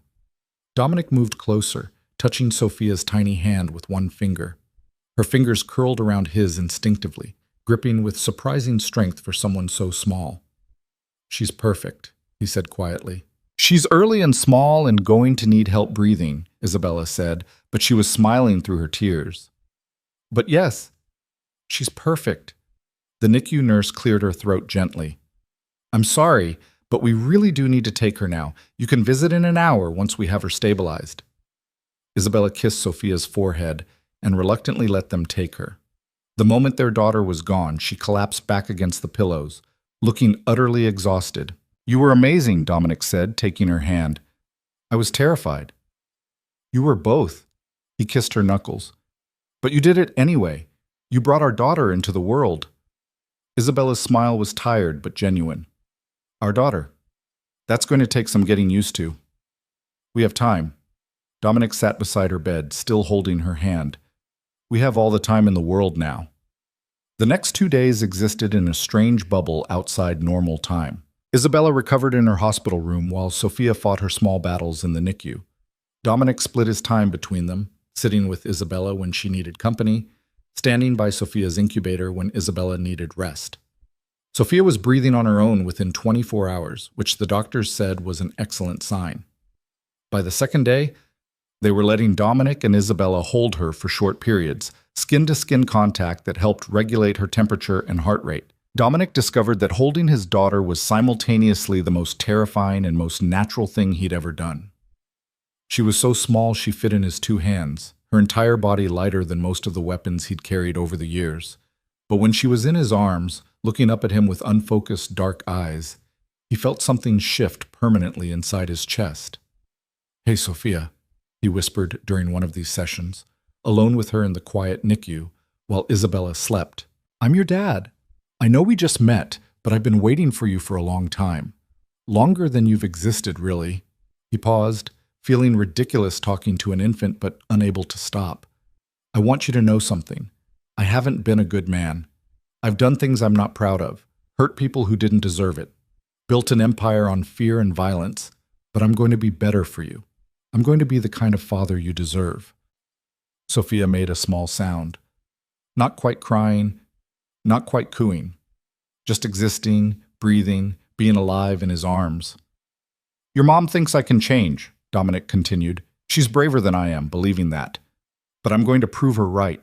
I'm going to be someone you can be proud of, someone who teaches you about art and poetry and all the beautiful things in the world instead of all the dark ones. Someone who shows you that strength isn't about how much fear you can create, but about how much love you can give." He realized he was crying, silent tears that dropped onto Sophia's blanket. He wiped them away quickly, embarrassed even though there was no one but his daughter to see. "I love you," he said quietly. "I've loved you since the moment I saw you on that ultrasound screen. And I'm going to spend the rest of my life making sure you're safe and happy and free from all the shadows that followed me. That's my promise to you, Sophia. That's the one thing I'll never break." Sophia's tiny hand found his finger and gripped it, and Dominic felt his heart break and heal simultaneously. On the third day, the doctors cleared Sophia to leave the NICU. She was small but healthy, breathing perfectly on her own, eating well, all her vitals strong and stable. The witness protection paperwork had been finalized while they were in the hospital. By the time Isabella was discharged, they had new identities waiting, a new location selected, a new life ready to begin. Jennifer Chen came to the hospital personally to deliver the final documents. "You're now David and Emma Morrison," she said, handing over social security cards, birth certificates, a complete paper trail for people who'd never existed before yesterday. "You have a daughter named Sophia Morrison, born 3 weeks ago in Portland, Oregon. You're moving to a small town outside Boston where David will be working as a consultant for a nonprofit. Emma is a stay-at-home mother." Dominic, now David, studied the documents that represented his entire future. "And my testimony has been recorded and will be used in 17 different prosecutions over the next 3 years. Your former associates are already being arrested. Victor Cade has been formally indicted. The Moretti family is under federal investigation." Chen's expression was professionally neutral. "You've done significant damage to organized crime on the East Coast, Mr. Morrison. A lot of very dangerous people would like to find you. But they won't," Isabella, now Emma, said firmly. "Not if you follow the rules. No contact with anyone from your former life. No returning to any city where you conducted business. No using your real names or revealing your past." Chen looked between them. "If you break any of these rules, you're on your own. We can't protect you if you expose yourselves." "We understand," David said. Chen nodded, then surprised them both by offering her hand. "Good luck, Mr. Morrison, both of you. And Sophia," she glanced at the baby sleeping in Isabella's arms. "She's lucky to have parents who love her enough to give up everything for her safety." After Chen left, David and Isabella, David and Emma now, they had to remember, sat in the quiet hospital room looking at their new identities. "David Morrison," Isabella said, testing the name. "It's so normal." "That's the point," David smiled slightly. "No one's going to look twice at David Morrison, nonprofit consultant. He's boring, forgettable, exactly what we need." "And Emma Morrison is the most extraordinary person who ever existed, even if the rest of the world doesn't know it." He took her hand. "Are you ready for this?" Really ready? Because once we walk out of this hospital as the Morrisons, we can never go back to being who we were. Isabella looked down at Sophia, then back at David. I've been ready since the moment I left. I just needed you to catch up. They left the hospital 3 hours later, walking out as a family for the first time. No security detail, no armed guards, no one watching to make sure they weren't followed. Just two parents and their newborn daughter heading toward a future that was uncertain, but finally, blessedly free. The town they'd been assigned was called Riverside, a small community 40 minutes outside Boston, where the biggest news was usually about high school football scores and town council meetings. The house waiting for them was modest, 3 bedrooms, a small yard, neighbors close enough to wave to but far enough away to maintain privacy. David spent the first week learning to be someone he'd never been before. He changed diapers and mixed formula and walked Sophia around the house at 3 in the morning when she couldn't sleep. He assembled furniture and grocery shopped and introduced himself to neighbors as David Morrison, nonprofit consultant. Pleased to meet you. It was exhausting and awkward, and nothing like ruling an empire. It was also the happiest he'd ever been. Emma thrived in ways David hadn't expected. She made friends with other mothers at the park, joined a book club, started talking about maybe taking art classes once Sophia was older. She laughed more, smiled more, moved through the world without the constant vigilance that had defined her previous 7 months. And Sophia grew. Week by week, she got stronger and bigger and more present. Her eyes stayed dark like David's, but developed the same intelligence and intensity as Emma's. Her personality emerged, stubborn, curious, quick to laugh, but also quick to let you know when she was unhappy. On Sophia's first birthday, they had a small party in their backyard, just a few families from the neighborhood, other parents with babies around Sophia's age, normal people living normal lives who had no idea that David Morrison used to be someone else entirely. David watched Sophia destroy her first birthday cake, smashing it with tiny hands, getting frosting everywhere, laughing with pure joy at the mess she was making.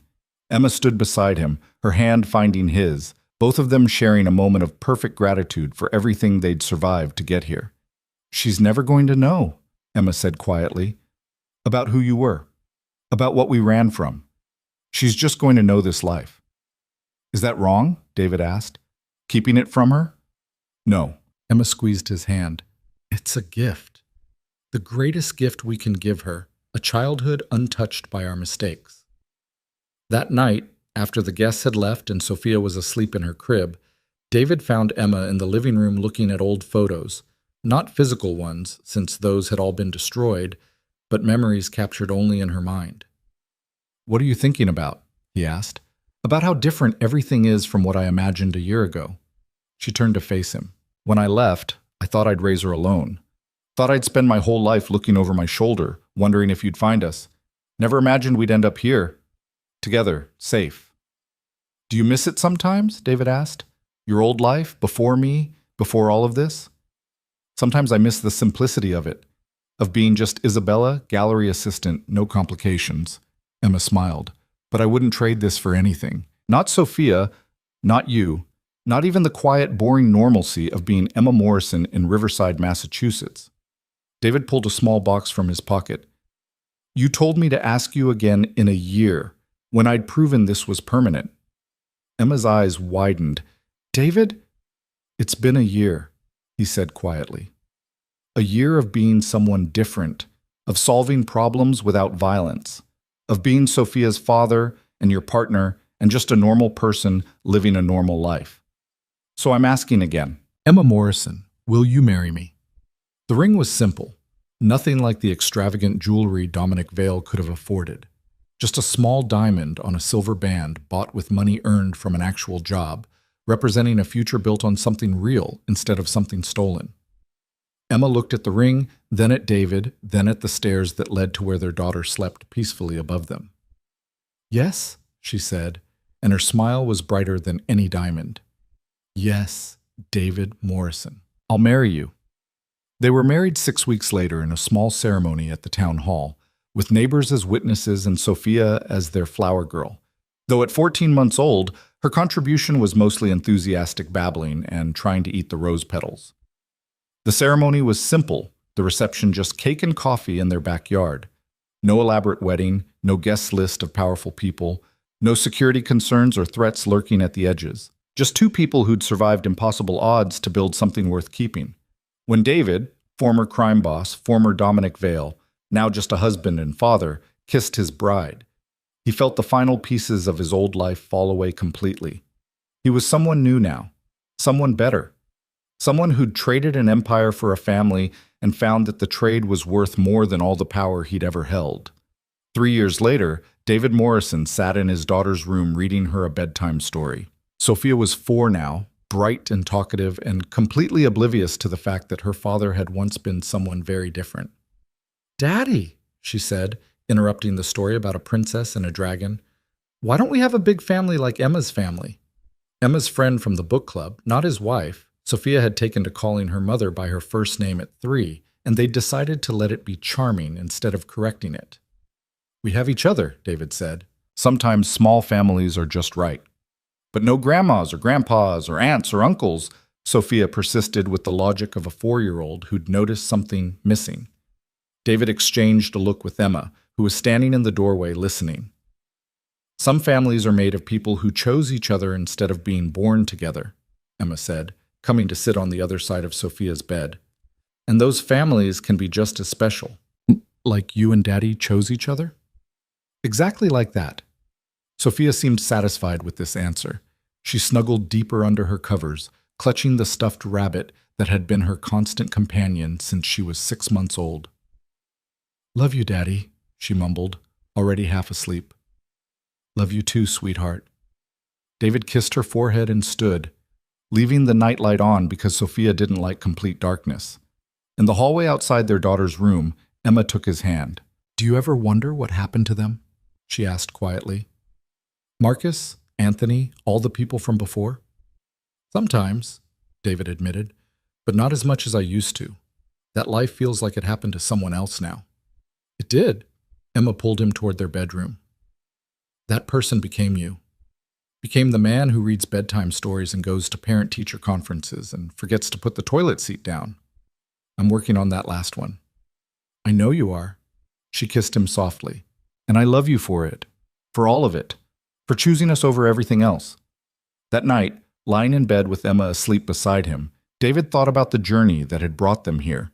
About the woman who'd vanished 7 months pregnant because she couldn't reconcile loving him with the things he'd done. About the man who'd dismantled an empire to prove he could be better.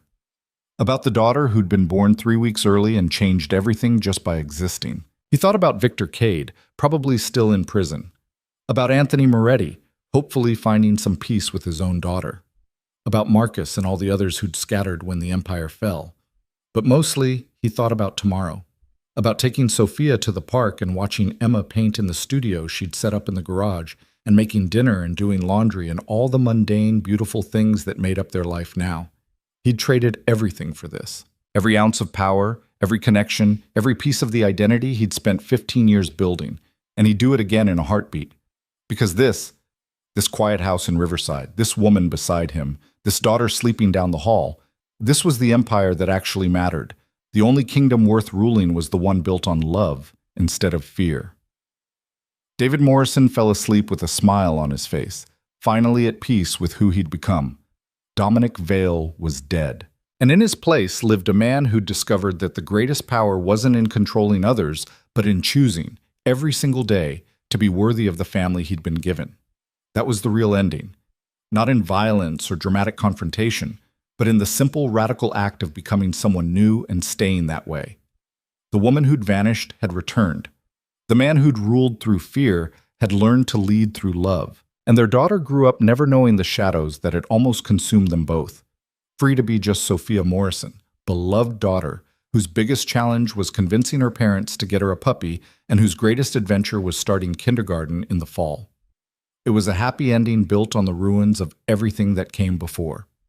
And it was exactly what they'd fought for.